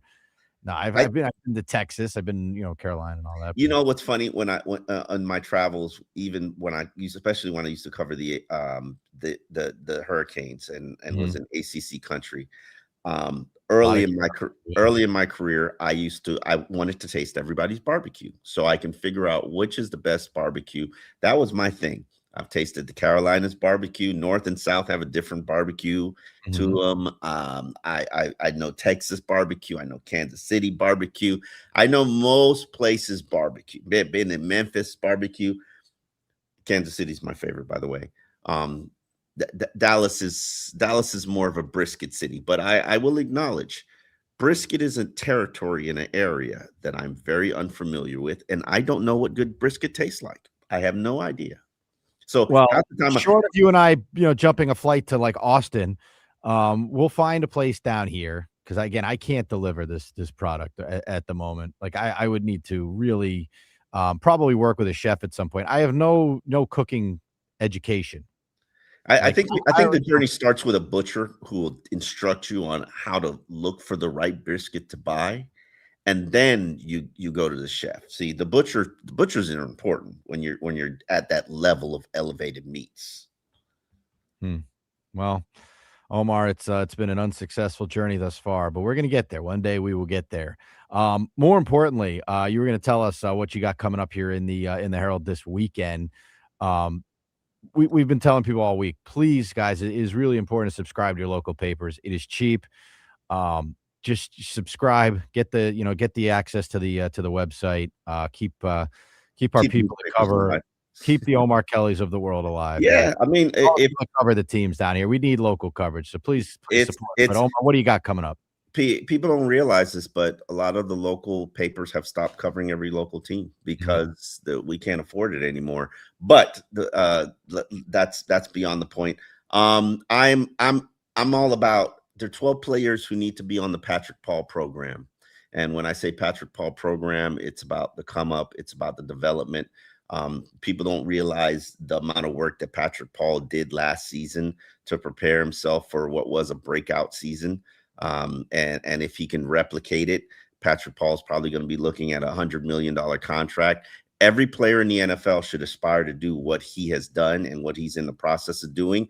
And I've got a list of 12 players on the Dolphins that need to hit the Patrick Paul program.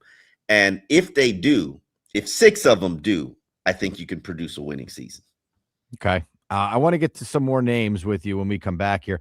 By the way, this is the place. It's either Shivers or Shivers. Maybe I think they corrected us last time. It was Shivers in Homestead. I've heard of that place from last time we discussed this. That's a journey, man. I know. I You're in know. Broward. You're in Broward. Homestead Yeah, is but like an hour from me, and you're in Broward. Come I on. know, Omar. I will drive you. Wait, Um, oh, and okay. we don't have to burn any gas in the process. So this summer we're doing the 9 for 9 for 9 or whatever this 999 challenge. Yes. I'm serious about it too. I'm serious about it. I know Dan Day's a vegan. I don't think you can do it. I truly do not think you can do it. I don't think I could do it. Doesn't mean I don't want to do it. Okay. Like well, as long as I can eat an all beef hot dog, I'm good. So they're working on it in the promotions part. I spoke to those guys yesterday. They have this like whole thing about like not hurting or killing anyone that they're all like up you and could hurt or about. kill me. So, I'm fine with it. Sign a waiver. You're expendable. Yeah, I'll sign a waiver. I'll sign a waiver for anything. You want to put me in the ring with Crowder? I'll sign a waiver for that too. You don't need a waiver. You're gonna beat his ass. You don't need a waiver. He needs a waiver. Stop. That's right, Crowder. If you're out there, you better get your signing hand ready. Sign that waiver. Hey, listen. Omar, you keep promoting this, and I'm going to put Joe Shad on air with you, and we're going to hash out this beef. So if you want to keep threatening me with this fight, I am going to threaten you with a Joe Shad undercard. Joe Shad chat. Figure out so we could squash this beef that you two have. I feel like Joe Shad and I. You ever seen that chess boxing thing? Where they play chess and then they go and then they box for like a round, then they play chess. Like I feel like that's how like I would settle my score with someone like that, right? Like just two nerds just like sitting there playing chess, and then we go and do the I'm friends with both of you. Neither of you are nerds. You'd probably like each other if you knew each other, but you don't know each other, and you two just keep throwing backhanded jabs at one another. Usually I take on Joe's beefs, and now he's beefing with a lot of people apparently. So I usually like to take on his beefs. It's like you mess with one bee, you mess with the whole hive kind of thing, kind of mentality. Absolutely. Not you're ride or die, as they call it. Yeah, but not that me having anyone's back means anything, but nonetheless, Omar, we'll Crowder, by the way, if he's out there, stop it. I will bring Joe Shad on in the 9 o'clock hour. Omar Kelly showed up in a sleeveless shirt to do a broadcast this week. Don't forget, I was doing my push-ups too. He's doing push-ups during the breaks. He came in a sleeveless shirt just to show off his guns. So I can see the stream when we're on commercial break, and I saw you doing push-ups, and I was dumbfounded. I was like, wow.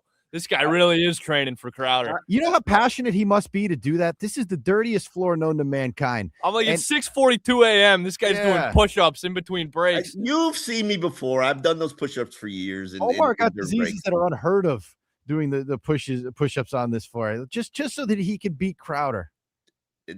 I respect that. It's more about the fitness and the training. So yeah, I'm in great shape right now. I've done well for myself. I haven't hurt myself, which is the important thing. A little HGH has helped. So listen, it's you take steroids on the air? It's not steroids, it's HGH, human growth hormones. And I'm an older gentleman, and it's helped me in recovery, and it's helped me stay healthy. I always hurt myself at the gym. Dan Day knows my gym life. I used to be about the gym all the time. This could be problematic. Like if this becomes a sanctioned bout, you might be, I actually think HGH should be allowed in the NFL and professional sports. So it's very common in society right now. Peptides and HGH is. They have that steroid Olympics thing. Did you see that? Nobody really watched it. It came and went, but they had like the steroid Olympics, and all the guys, none of them did anything. Yeah, no, they had like one guy that set a record for swimming, and they were like, "We're not going to honor this because you've been taking like a ridiculous amount of steroids." Didn't see it. You didn't see it. Nobody saw it. Anyway, we got to take a pause. Mike Florio is going to join us in the 9 o'clock hour. So we got a lot more to come here on QAM.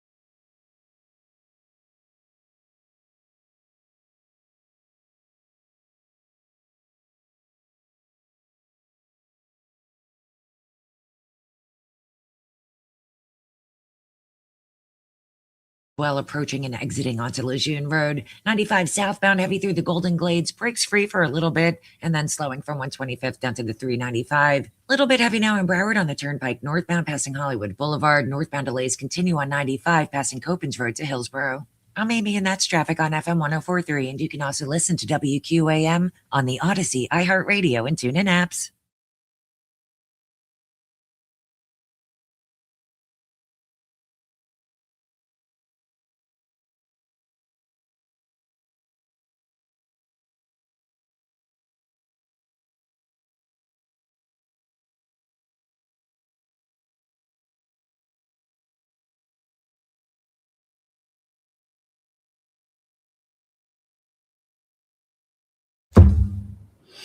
No school.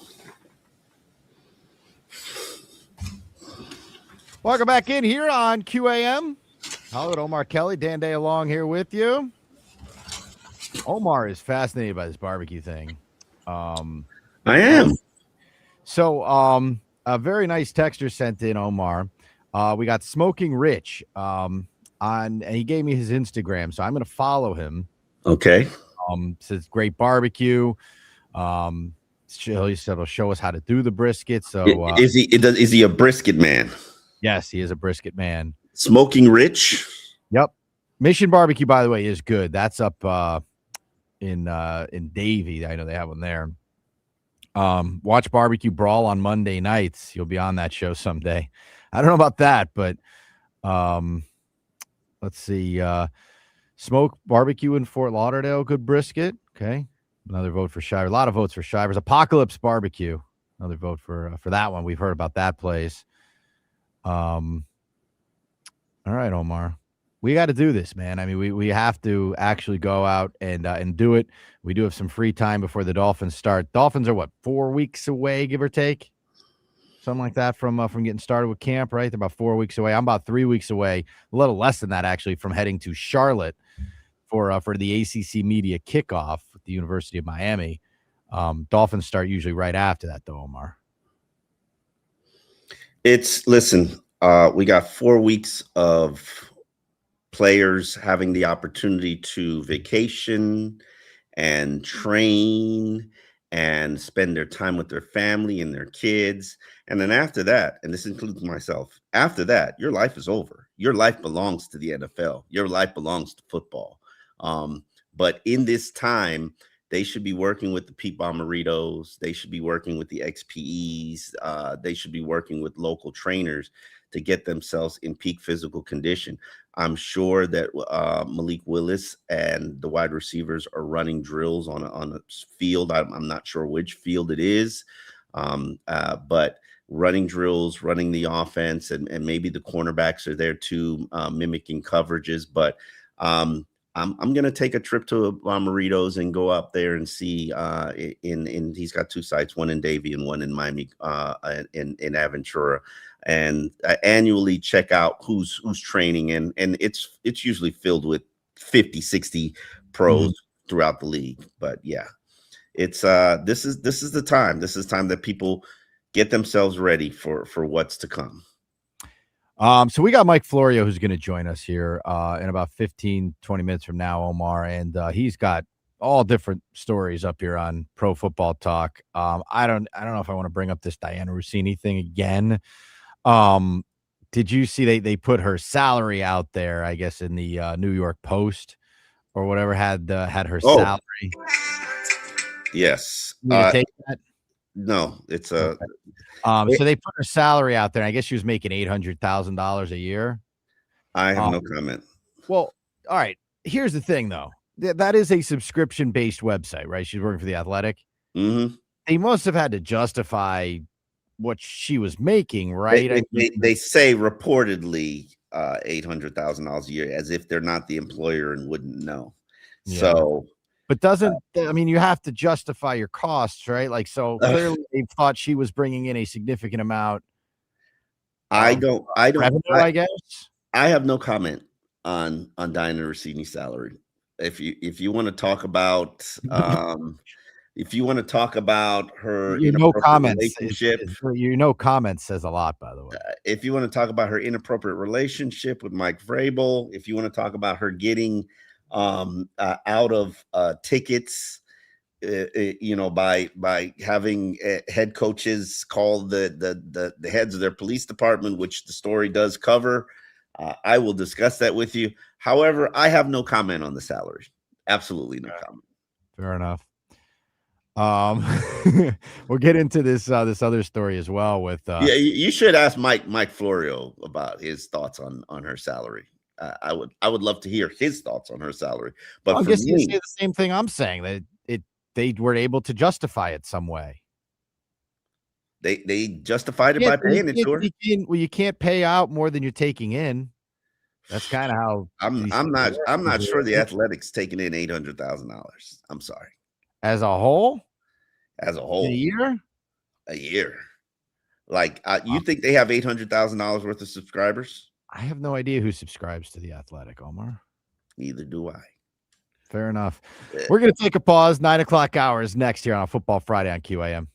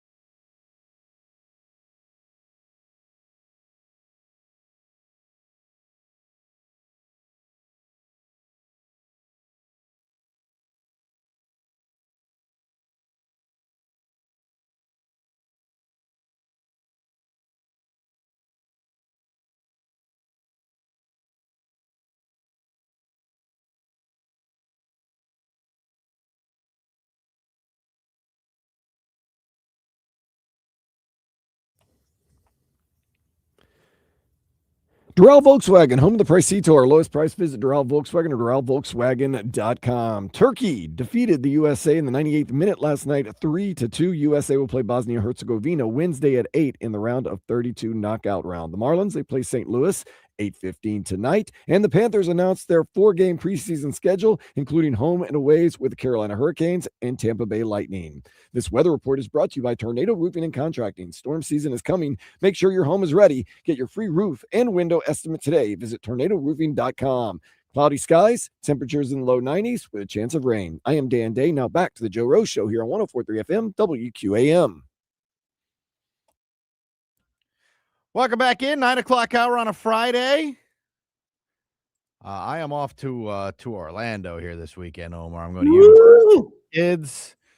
We'll see. Hopefully that goes well. Universal Studios, baby. I flirted with the idea. 20 years. I flirted with the idea. I think I even looked last night about getting those two tickets for, buy one, get one free, and the total comes up to like $180. Yeah, we looked at those the other day. They are pricey. Yeah. I'm like, So we went with they have a pretty reasonably priced annual pass. So we did that. And they had a promotion going. You get 15 months for the price of 12. So we'll hopefully make 2 or 3 trips out of it. For the amount of money you paid, I'd be at Universal Studios every month. I mean, it's a lot in money terms, but like it's not a lot in comparison, like for what you're getting, I guess, if that makes any sense. Like Disney has gotten incredibly expensive. Yes. Universal is these play like they're all expensive. I guess what I'm trying to say to you, Omar, is that they are all expensive now, and everything is expensive. I don't know anything that's like we're in a recession. We just won't admit it. We're what? We're in a recession. We just won't admit it. Well, I'm not an economist, Omar, but I do know I can tell that things are expensive. I hear gas is expensive. People tell me, I don't know that. But electric snob. Yeah, I am. Anyway, without getting too deep into any of that stuff here, we have Mike Florio, who is going to join us momentarily. And there's a lot of interesting stuff to get to with Mike. We had David Weinstein on earlier this morning, our legal analyst here, who helped us out with some of these stories, Omar, try to make sense of some of these things. But there's some strange stuff going on out there, without question. You look at this story with Terrion Arnold and the Lions cornerback, and he is facing a very significant amount of prison time. You got this story with Brennan Sorsby, and we're going to find out, I guess, pretty soon here if he's going to go fight back. And I don't know. I imagine he won't. I think he's going to let this die. Just so I can get where you're at on this one, Omar. You agree? You think he lets this one just kind of blow over here for the time being? Like he's not going to battle with the NFL, right? I think the only person I've ever seen take on the NFL and have success is Brian Flores. And that's going to be very nasty for the NFL. And unfortunately, they are not going to be able to pay Brian Flores enough money to go away and make this thing go away.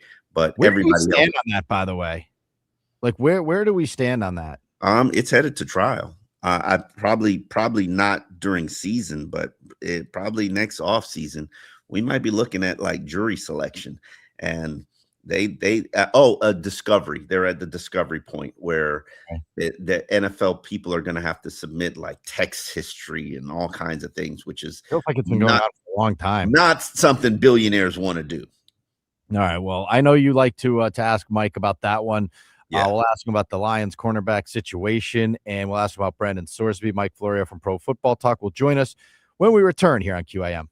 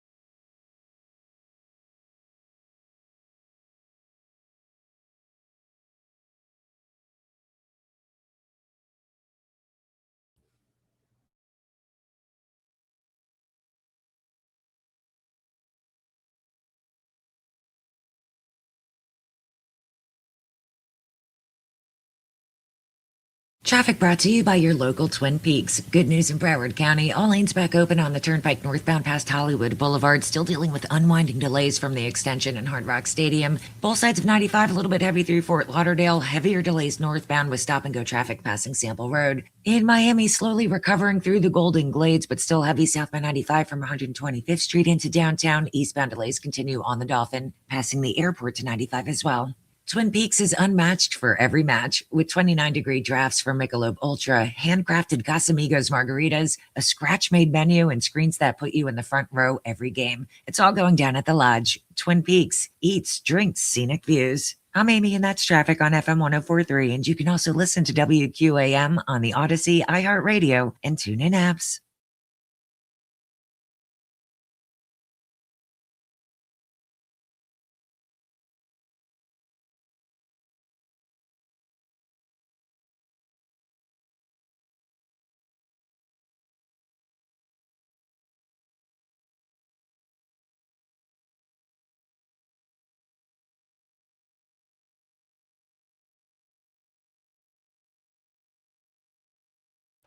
Welcome back in here on WQAM. We're going to head out to the Toyota of Hollywood hotline. Shop over 2,000 Toyotas on sale, one location, Toyota of Hollywood on 441 between Hollywood and Sheridan, toyotaofhollywood.com. Joining us as he always does on Fridays is Mike Florio from Pro Football Talk. Mike, good morning. How you doing? Hey, doing great. How are you guys today? We're good. This story with Terrion Arnold from the Lions, that's not good. Mike, this is a bizarre story. I think we've kind of seen stories like this before where the guy gets some of his stuff taken. He tries to take matters into his own hands. And that's, I guess, where we're at this stage in this one right now, right? It's the O.J. Simpson fact pattern. It's how they finally got O.J. He believed someone had stolen his memorabilia that he apparently was trying to sell on the side so he wouldn't have to pay Fred Goldman under the wrongful death settlement. So they went after the guys that they thought were the thieves, and that's what got O.J. in hot water in Nevada and got him behind bars. So this is a serious thing. Kidnapping and armed robbery. I watched the initial court hearing yesterday. It is clear that they are taking this very seriously. They have probable cause to arrest and detain him until Monday at least. The prosecutors are going to ask that he be kept in custody until trial, and we'll see where it goes. But when this all first came up in February, when I saw the first comment about it, there was a detective who testified at a hearing involving the first two people arrested. It just kind of felt like this thing isn't going to end well for Terrion Arnold, and they've been working their way up the ladder. They got a couple of guilty pleas on Wednesday. Those two people flipped, and Arnold gets arrested. Yeah. How do you think this plays out? I mean, is he eventually going to get bail on his second hearing? And when he does get bail, do you think the NFL is going to let him play while the legal process plays out, Mike? I'll tell you what, given the attitude of the judge on Thursday, and he's not the one who'll handle the hearing on Monday, I didn't get any sense that there's a rush to release Terrion Arnold. Florida categorizes 6 of the 8 charges he's facing as dangerous crimes with life in prison as a potential sentence. So even if he does get out, what if he's on home confinement in lieu of being behind bars? Will he be allowed to work? Will he be allowed to travel? And then even if he is free and clear, is this the kind of case where the NFL will activate the paid leave provision under the personal conduct policy? They usually only put a guy on paid leave when you're talking about a crime that involves domestic violence. For example, when Rashee Rice was facing felony charges for street racing in Texas, he was able to play in the 2024 season until he suffered the knee injury against the Chargers. And then by the next year, he'd been suspended because the case had been resolved. This one could be serious enough to get the NFL to put him on paid leave, though. So there's a lot of hurdles that he's going to have to overcome before he's free and clear to play this year. And that assumes the Lions even want to put him on the field. They may decide, even if they're able to, that it's not in his best interest or the team's best interest to have him play. Mike, does this feel like a thing that ends in a deal at some point here? It seems like there's a lot of stuff that's kind of stacked up against him here. Yeah. We've seen this before where a guy is arrested and charged and you hear what the sentence could be, and then eventually there's some sort of a deal done. It all depends on how motivated the prosecutors are, how clear the evidence is. If the prosecutors believe that they can prove beyond a reasonable doubt that he's guilty, why do we do a deal? that's one of the realities of prosecutorial discretion. They can decide which cases they want to push forward, and I'd say most smart prosecutors only push forward the ones where they know there isn't going to be reasonable doubt and they're going to get a conviction at trial. So it's too early to know what the motivation is, but it seems like the prosecution's been very methodical, building the case very slowly before ever accusing Arnold. And then as of Wednesday, they decided they had enough to move, and they're moving. Sticking with players with problems, Brandon Ayuk, Mike, has basically done everything he can possibly do to get the 49ers to release him. I'm surprised the 49ers have not released him yet. His vision is to eventually latch on to the Commanders and play with his old college buddy. How do you see this playing out? I mean, have we ever seen a player like actively act bipolar just so that he can get released by a team?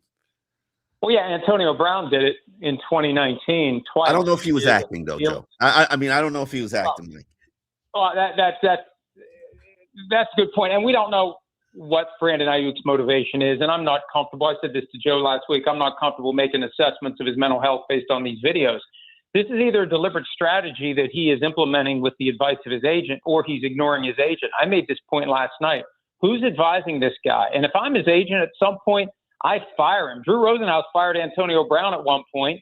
If you're not going to listen to me, why do you have me? And you're making me look bad by extension. And the other reality with Ayuk, he's on the reserve left squad list. There are specific procedures he has to activate in order to even get back in a position where he can show up for training camp. And the 49ers have other cards to play. I was talking to a GM earlier today who said, I would suspend him for conduct detrimental to the team for the first 4 games of the season. I'd keep kicking this can. You know, if the 49ers aren't going to be able to trade him and get anything for him, the next best thing is shut him down. Don't let him go somewhere else and be the player that you paid him to be, but he was only in 7 games before he tore the ACL, and then everything went haywire. So the 49ers really have him in a box, and until he starts doing the things necessary to get himself back in the fold, back in a position where he can show up in practice, because if he's ever in a position where he can show up in practice, they will cut him, because if he suffers an injury that wipes him out for the season, they owe him more than $26 million. He's just doing nothing toward making the moves necessary to put the 49ers in a position where they have to cut him. Do you think that there's a way that both parties can make peace, or are we past that point? When he deleted the 2 videos attacking the 49ers, I thought maybe there was some sort of discussion about, hey, you know, call off the dogs and we can try to work this out. I know they've wanted to trade him. The problem is, first you have to have a team that's willing to give you something, and then you have to completely redo the contract. Nobody's going to take on a salary in excess of $26 million, given that he hasn't played in a year and a half and that he has never played after suffering the torn ACL. So there's a way through this, but I think step number 1 is stop posting videos and get to work on trying to work something out behind the scenes with the 49ers. All right, Mike, this Brendan Sorsby thing took another interesting turn here this week with the NFL saying we're not going to do the supplemental draft. They came out with a very firmly worded response as well. It just seems like at this point, you know, I guess the NFLPA doesn't want to get involved either. Like, nobody wants to be involved with this guy right now. I think it's probably like the NFL took the easy road here. And I know that you said the NFL makes these things up as they go. It certainly seems like they're doing that here once again. They definitely are making this up as they go. What they've done in the past with the guy who entered the supplemental draft when he was in hot water at the NCAA with Terrell Pryor 15 years ago, they let him in, they let him get drafted, then they suspended him after that, the number of games that he'd been suspended by the NCAA. The problem is if they do that here, there's 2 other players on rosters who did the same thing Brendan Sorsby did in college, Keyshawn Boutte of the Patriots, and Boutte actually bet on games he played in. And Hunter Deckers, who's on the 90-man roster now with the Saints, he did the same thing Sorsby did, bet on Iowa State when he was on the roster but not playing. Neither of those guys got punished by the league. Neither of those guys had their entry to the league impeded in any way. They didn't even know about Boutte until he was already in the NFL for a full season. So the easier course was to just slam the door in his face. The union can't do anything because Sorsby's not a member of the union. If they would fight for him to get into the supplemental draft, they would be hurting a guy who's currently on the roster of the team that drafts him, because somebody's got to get cut to make room for this new draft pick who just arrived. So I think what's going to happen here, even though I think the NFL's in the wrong, and I don't know how strong of a legal claim he could make, but the NFL, I think, is in the wrong here, and they are making it up as they go. I think the best play is to just not do anything, spend the season getting ready for the draft. The fact that he hasn't sued yet and we're 3 days removed, I think it makes it less and less likely. With each passing hour, it's less and less likely that he's going to do anything and he's just going to take it. You know, the NFL wants its pound of flesh. There's a strong segment of the public that thinks he needs to suffer some sort of a punishment, take the year off, and then start your NFL career next season. Do you possibly see the NFL punishing him even after he takes the year off and maybe they let him into the NFL draft? The one thing I know and understand, you can do a lot of things, including killing people and domestic violence. But if you gamble in the NFL, that's a this morning, by the way. What'd you say? Well, you know what, guys? Here's the thing. They're allowed to bet on other sports as long as they don't do it in the workplace. They can bet on other sports. The sports books want young men with a lot of discretionary income to bet because they lose. I think that's because when this all first started, it's like, why doesn't the NFL just say to all players, you can't bet on anything. If you want to bet, don't play football, or wait until your career's over and then bet all you want. The sports books want these guys. These guys are whales. They want these guys betting and losing. It's much like the casinos. They want the Dolphins players there at Hard Rock. To me, doesn't he have to be made an example of, just because we've got a young culture where there's a lot of betting going on in society right now? You can't watch a television show, including a sporting show, where they're not talking about betting and odds, including ESPN. And for athletes 5 years from now, this is going to be a problem, Joe. This is probably going to be a problem, isn't it, Mike? Well, I agree, but do you have to punish him to send the message? Or do you take a step back and try to understand the cultural realities that betting has spawned and the NFL's role in it and media's role in it?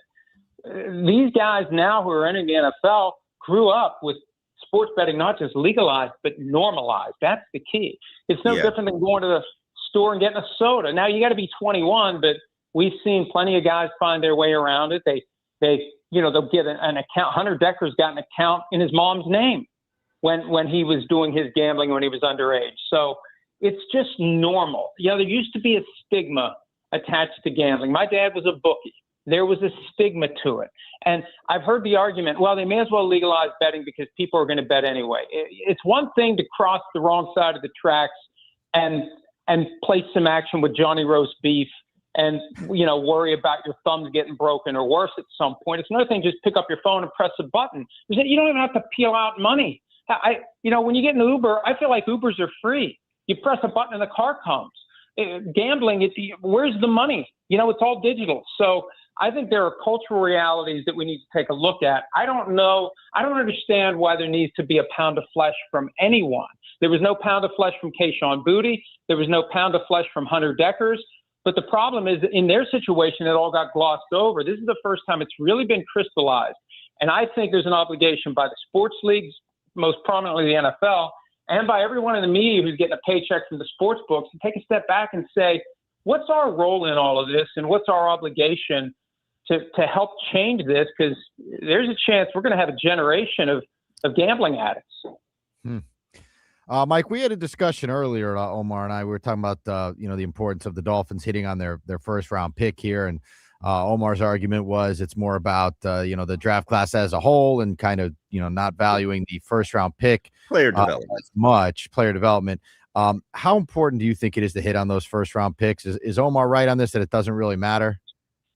Well, look, the first round picks, and this is the disconnect between the draft coverage and the pre-draft hype and reality. All these guys, when they come in, and I understand you don't want to rain on the guy's parade, his dreams come into fruition, but I can't not think about it when I watch the first round of the draft. Half the guys aren't going to pan out. I think the most important thing right now for the Dolphins is setting the culture and getting the right players in the building who will become what they are looking for, the whole cold weather narrative. I interviewed both John Eric Sullivan and Jeff Hafley over the course of the past several months. They want players who will overcome whatever adversity is put in their path, whether it's the weather, whether it's, you're banged up a little bit, you got to fight through it. The environment, culture, everything. They're trying to set the right culture. And whether you individually hit on these guys, I mean, there's an obligation to develop your players. It's not always the player failed. It could be that the team failed in developing him. But I think the culture is more important than anything else right now for the organization.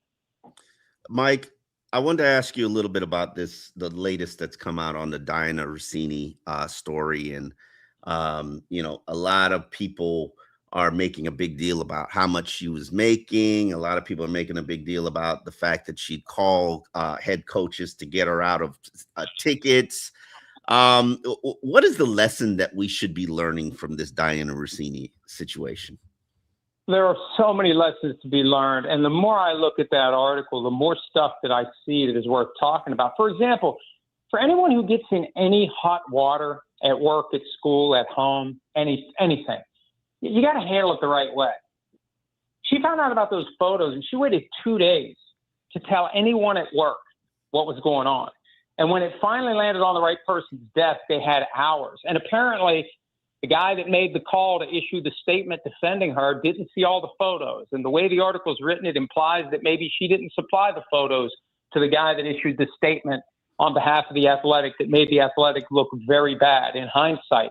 So it's not just stay out of trouble. It's also handle situations the right way when you inevitably get into trouble. And the best way to do it, and I learned this lesson a long time ago, if you do something you shouldn't have done, you own up to it, you alert people immediately, and you set about fixing it. Because when you do that, they're going to trust you. If you fail to do that, they're never going to trust you again. That's just one little nugget. And if you are making $800,000 and you get pulled over for texting while driving, just take the ticket and pay it. How much is it? Pay the damn ticket. What? No. And then if you're going to, and I don't want to say bribe because there's no money changed hands, but if you're going to try to curry favor with the officer by getting the head coach of his favorite football team on the phone and it works, don't go on a podcast, a radio show and talk about it, for crying out loud. I mean, it's astounding the level of naivete. I don't want to say stupidity, just naivete that you would talk publicly after doing something like that. Oh, well, Mike, we'll see if next week things calm down a little bit. I know it's supposed to be the dead time in the NFL, but we had. Let me know when the dead time starts. I'm supposed to be like taking a break and recharging for the grind to come. Hell, I almost said a word stronger than hell. I mean, it's not slowing down. And I'm not going to complain because I always worry when it does slow down that it never will pick up again. I don't think it's ever going to slow down. Mike, what's the vacation plans, Mike? As of right now, none. My downtime this year, not to complain, but I got a herniated disc that I'm trying to get properly treated and recover from before the season gets going. So that's my vacation, recovering from a herniated disc. Get yourself in that gym, Mike. Hey, I had no idea what it meant to have, and it's like anything else. You don't know what it's like until you experience it. The pain, the discomfort, sleeping in a chair, just all the stuff. It's been an interesting couple of weeks, but we're getting on the right path. I'll be 100% just in time to get back on the treadmill if the treadmill ever stops. Be ready for camp. Thanks, Mike. Appreciate it as always. We'll talk to you next week. All right. Thanks, guys. All right, Mike Florio from Pro Football Talk. Those herniated discs in the back, no good, man. Those are painful. I have a herniated disc. You know what you got? I got those lower back problems sometimes. You got to strengthen your core and strengthen your back, man. You got to have other muscles compensate for it. All right. We got Tobin and Leroy warming up in the on-deck circle. We are going to take a quick break. We will be back. We'll wrap things up here on a Football Friday.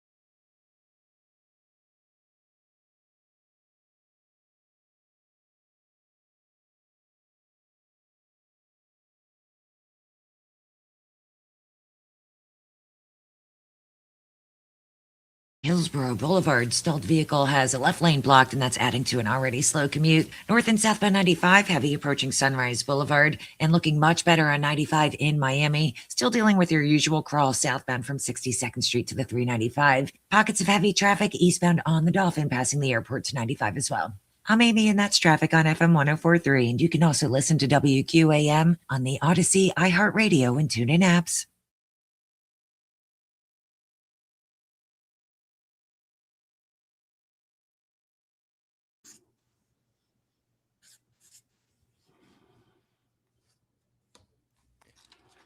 Welcome back in here on WQAM. We'll get you a stock market report here brought to you by Anajar Levine Accident Attorneys. Call 1-800-747-FREE. That's 1-800-747-3733. Another disaster looks like here in the stock market today. Everything is very, very red. As our retirement accounts, I think, are starting to bleed out here, Omar. NASDAQ down 260 points, Dow down 220, and the S&P down another 50. Not great, not ideal. And if you're a Bitcoin person, that's not going so well either. So the tough times out there, Omar. So hopefully that'll bounce back at some point here. We're going to try to bounce back this weekend, Omar, with a strong column from you in the Miami Herald, and we want people to subscribe to the Herald so they can catch Omar's work here. I think it's a very interesting topic, Omar, that you have brewing here, and which Dolphins players need to make a jump, need to step up for this team. And it's not need to make a jump, it's they can possibly make a jump. I mean, Okay. Chop Robinson has the talent to be a double-digit sack producer. Mhm. That's not the concern. The concern is, can Chop set the edge and be an every down defensive end? I mean, the athleticism is there. We've seen it in his rookie season. He was, he had a ridiculous amount of pressures, wasn't delivering sacks, but the pressures are a great indicator. So we know Chop has talent. Another example of this is Juju Brents. You saw, as a Dolphin fan, a 2-game sample size of Juju Brents as a starter, and it was probably some of the best cornerback play that we've seen since probably Xavier Howard. It was some good cornerback play, and Rasul Douglas was a very good cornerback as well. But when Juju was out there, he was showing you some movement skills. He looked like a praying mantis. He's got length, he's got size, he's got movement skills. The problem is Juju Brents can't stay healthy. That's the reason why the Indianapolis Colts cut him. That's the reason he's battled injuries his entire career in the profession. If you look at his body, he's wiry thin. Well, that makes you susceptible to injury. Juju has to find a way and a program that's going to lead to him staying healthy and staying on the field. And then Jonas Savaiinaea. Last year, Jonas Savaiinaea started every single game, was rated the worst offensive guard in the entire NFL by Pro Football Focus. That's and you saw it. It wasn't like he was a disaster every play, but he had what I call the Dallas Thomas disease, where he basically gave you 3 plays where it was just going to be a disaster, and those 3 plays destroyed drives. He's got to become more consistent and cut those plays out. The thought is that moving him to the right side is going to help him, but based on what I was told by his teammates, it's really a fundamental issue. He came in improperly coached at Arizona, and they had a ton of work, a ton of things that they had to clean up in his game. Now the question is, can he make that Patrick Paul leap? Patrick Paul wasn't a polished player his first year. He had some technical stuff that he had to work out. And he really grinded in the offseason, transformed his body, and transformed his game. Can Jonas Savaiinaea do that as well?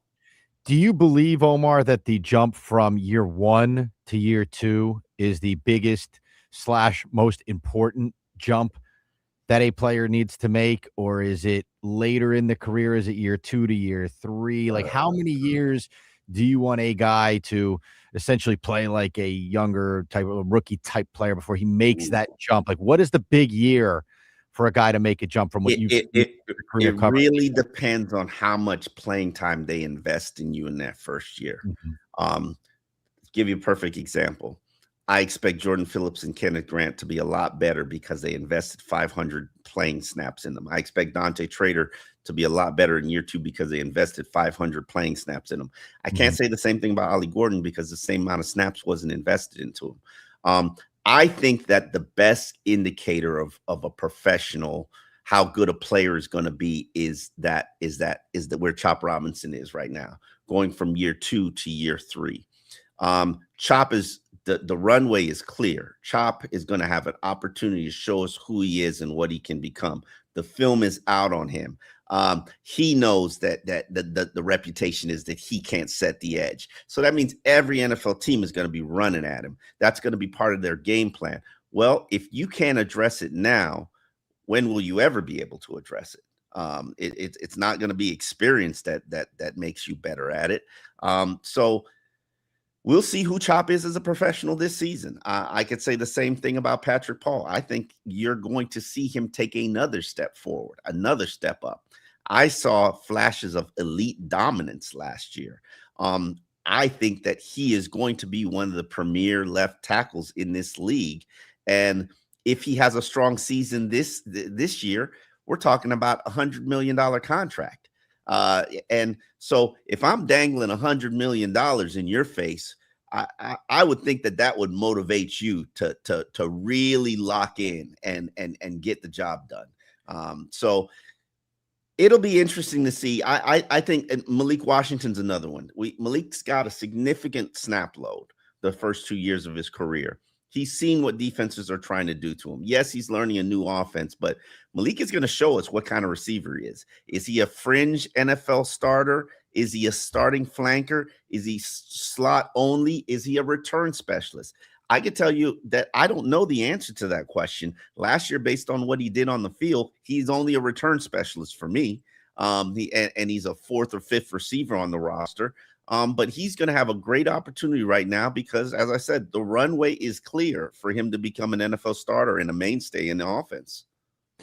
Omar, for me, and I'm curious what you think too, like this season is so much more intriguing than any storyline from last season, right? I hate to say that. That's ridiculous. That is absolutely unequivocally ridiculous because why is that? You had no expectations for this team. You have zero. You just have a lot of question marks that you want answers to. Doesn't that make it interesting? That I was just saying. But you had interesting last season to me. The standard last season was playoffs, right?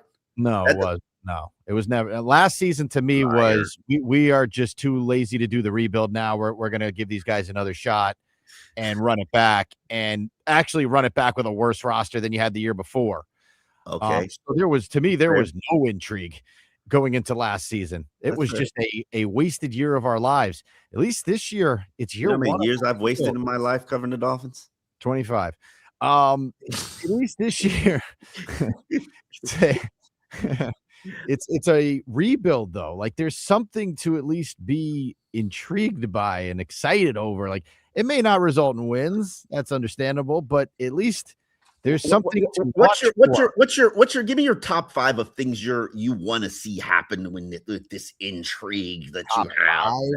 Yeah. Because you're like, oh man, there's so much mystery and so much intrigue. Like, here's one thing, Omar. I wasn't the leader of the Tua fan club last year like you were. I believed that Tua was cooked going into last year. I saw enough of Tua to make my judgment on him as a player. You apparently did not, because you get lost in numbers and nonsense and whatever. We have a quarterback this year that I think nobody has any idea if he can play. That is correct. So that is very intriguing, including the people who gave him $45 million. Well, they should know. No, they shouldn't. I'm hoping they know to an extent. I'm hoping they don't come out one day and you was like, well, we just kind of gambled on it. It was really a who knows 50-50 kind of thing. We just took a shot. I mean, what else? That is exactly what they did. What else? It's an expensive flyer. All right. You take a flyer on a guy, you throw like a late pick or like a few bucks at him. Like this would be an expensive flyer. Or if Steve Ross doesn't even recognize $45 million. So the bills are adding up for Stephen Ross. Yeah, he get expensive over there, Omar. He's got to pay another quarterback. Meanwhile, the guy starting in Atlanta, he's got to pay that guy. He'll sell another 8% of his franchise. Listen, Steve Ross is fine. Money is not an issue. I once asked Steve Ross, I tell this story all the time. I once asked Steve Ross about the purchase of the W Hotel, which I think he paid $55 million for, an iconic hotel in Fort Lauderdale. And I understand he's a billionaire, Omar. I'm aware. No. But the man basically acted like, it was a buy one, get one free shoe. I just said, why not? Like trust me, I've realized anything under $100 million, Steve Ross doesn't even recognize. Well, he paid Tua more than $100 million, right? Yeah, I mean $200 million to go play at another team. Well, he's only paying 54 this year. He's only paying 54. You don't maintain your wealth by paying, undersized, unathletic quarterbacks to go play in other markets. Hey, he could have stayed here and been the Dolphins starter, but you, as a fan and as a media wrangler, you basically determined that Tua was not welcomed here anymore. So Steve Ross took care of that for you. I don't consider myself one of these media people, by the way. You're on the biggest sports show in the market. Show in the morning where we just throw stuff at a wall and see what you're on the biggest sports show in the market, and you don't think your opinion has any weight, right? I don't think my opinion had any weight when it came to getting rid of Tua. Oh no, it did. It did. Sorry, you did.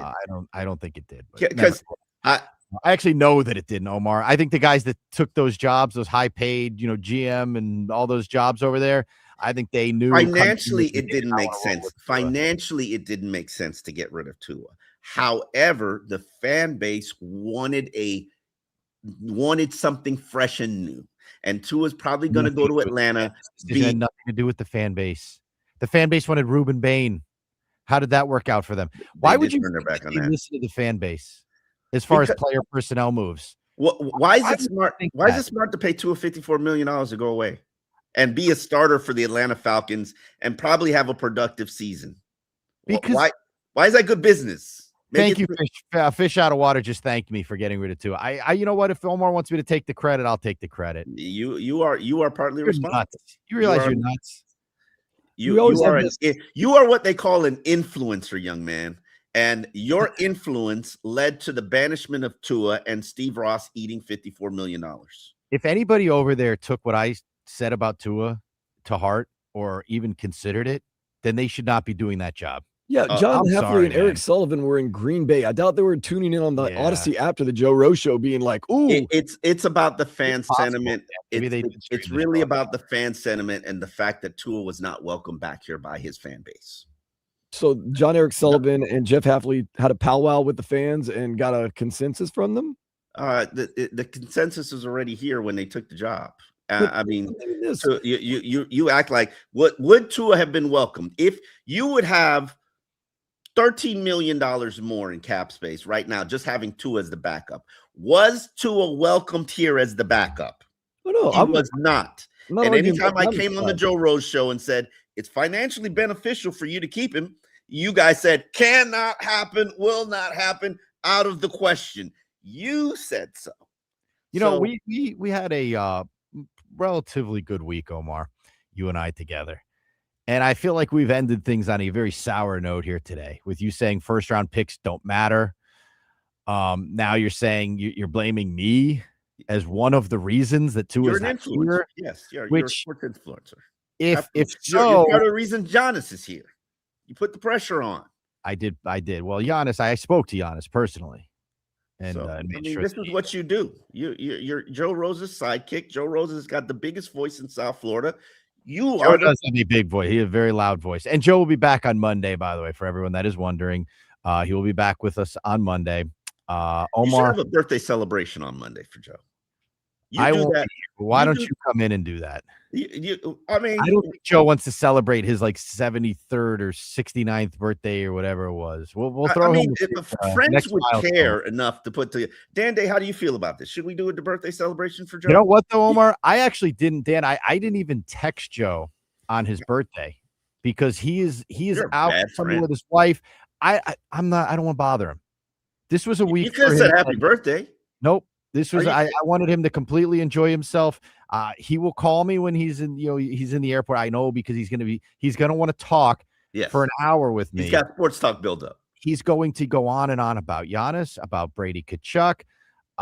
He's gonna ask me what crazy bleep did Omar say this week? And I'm going to have to tell him, well, on Friday, he said that first-round picks don't matter. And then he also said that not as much as player development. He also said that the Dolphins front office is listening to our show and basing their decisions off of that. Joe knows that. Joe knows that. Have a good weekend, okay? All right. Goodbye. Dan, thank you to you for driving the show all week. Jamie, Blake hanging with us as well. I'm Hollywood. I won't be Joe will be back with you on Monday. Thank you to Omar Kelly. Sincerely, thank you, Omar. You are interesting, if nothing else. We're gonna get some brisket at some point here. We'll do that. And the 9 for 9 challenge, baby. We got a whole summer to kill, Omar. I'll have a great weekend. I'll talk to you on Monday.